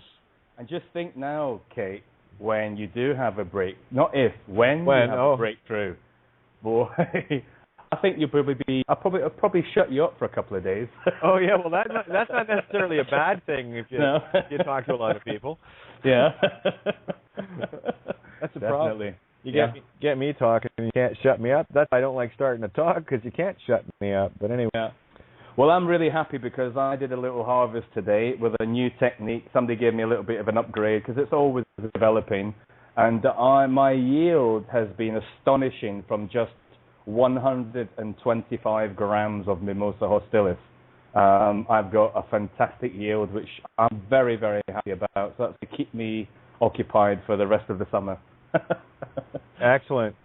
Yeah, I just brought Mike into the call here because I really want to keep this focused because I know Mike has a lot of experience with this. So let's talk to Mike, and I'm going to sit back and listen to the interaction with you guys. And again, just wanted to share the experience, and I can't even say profound. That is such an understatement. I can't even say wow. And fuck doesn't even cover it. Yeah, it really doesn't. It doesn't. No, you're right. It's just you're looking at this, and your jaw is on the floor, and you're going, That's cool. And that's it. You know, that's it. And you get to see stuff. So, Mike, have I got you on the board here? Yeah, aloha. Aloha. Aloha. Well, I like how you're sharing why there's no residual effect, because your body basically processes it. It just absorbs it completely. There's no residue, so there's no lingering in terms of leftover or some, because it's just absorbed by the body so naturally. Yeah. And if you tried to, in a way, overdo it, your body would just, in a way, not process it. It would just, like you said about that woman, it's not your time yet, it's okay. Yeah, that's right. Yeah, well, you can't really OD on it, but the thing is, unlike other drugs like LSD, except for marijuana, there's always some kind of come down. There's always some kind of price to pay, whether it be feeling sick or your skin's all craggy. And, I did acid a few times, and I never felt good afterwards, and I don't want to go back to that. This for me is like the most perfect substance ever. Yeah, it puts acid on steroids without any of the residuals at all. It is perfect and clean. No words to say how clean it is. Yep. Seriously, it's like jumping in a pool, getting out, drying off, and you're exactly the same as you were, only really, really, really refreshed, and you got a Cheshire grin on your face, universe wide. Yeah, that universal smile is very contagious. You think? Definitely, yeah. Anyway, I couldn't in good conscience come on tonight after talking about it last night and then wussing out and everything else, but I knew when the time was right for me, the right teacher would appear, so I'm grateful that you did. And there are other people, that's not to make less of anyone else, it was just I had to get to a certain point, and you were it, and boy, oh boy. So I'll wait to hear from people in the next day or so if they would like to have yours truly on a walkthrough of a DMT adventure while I'm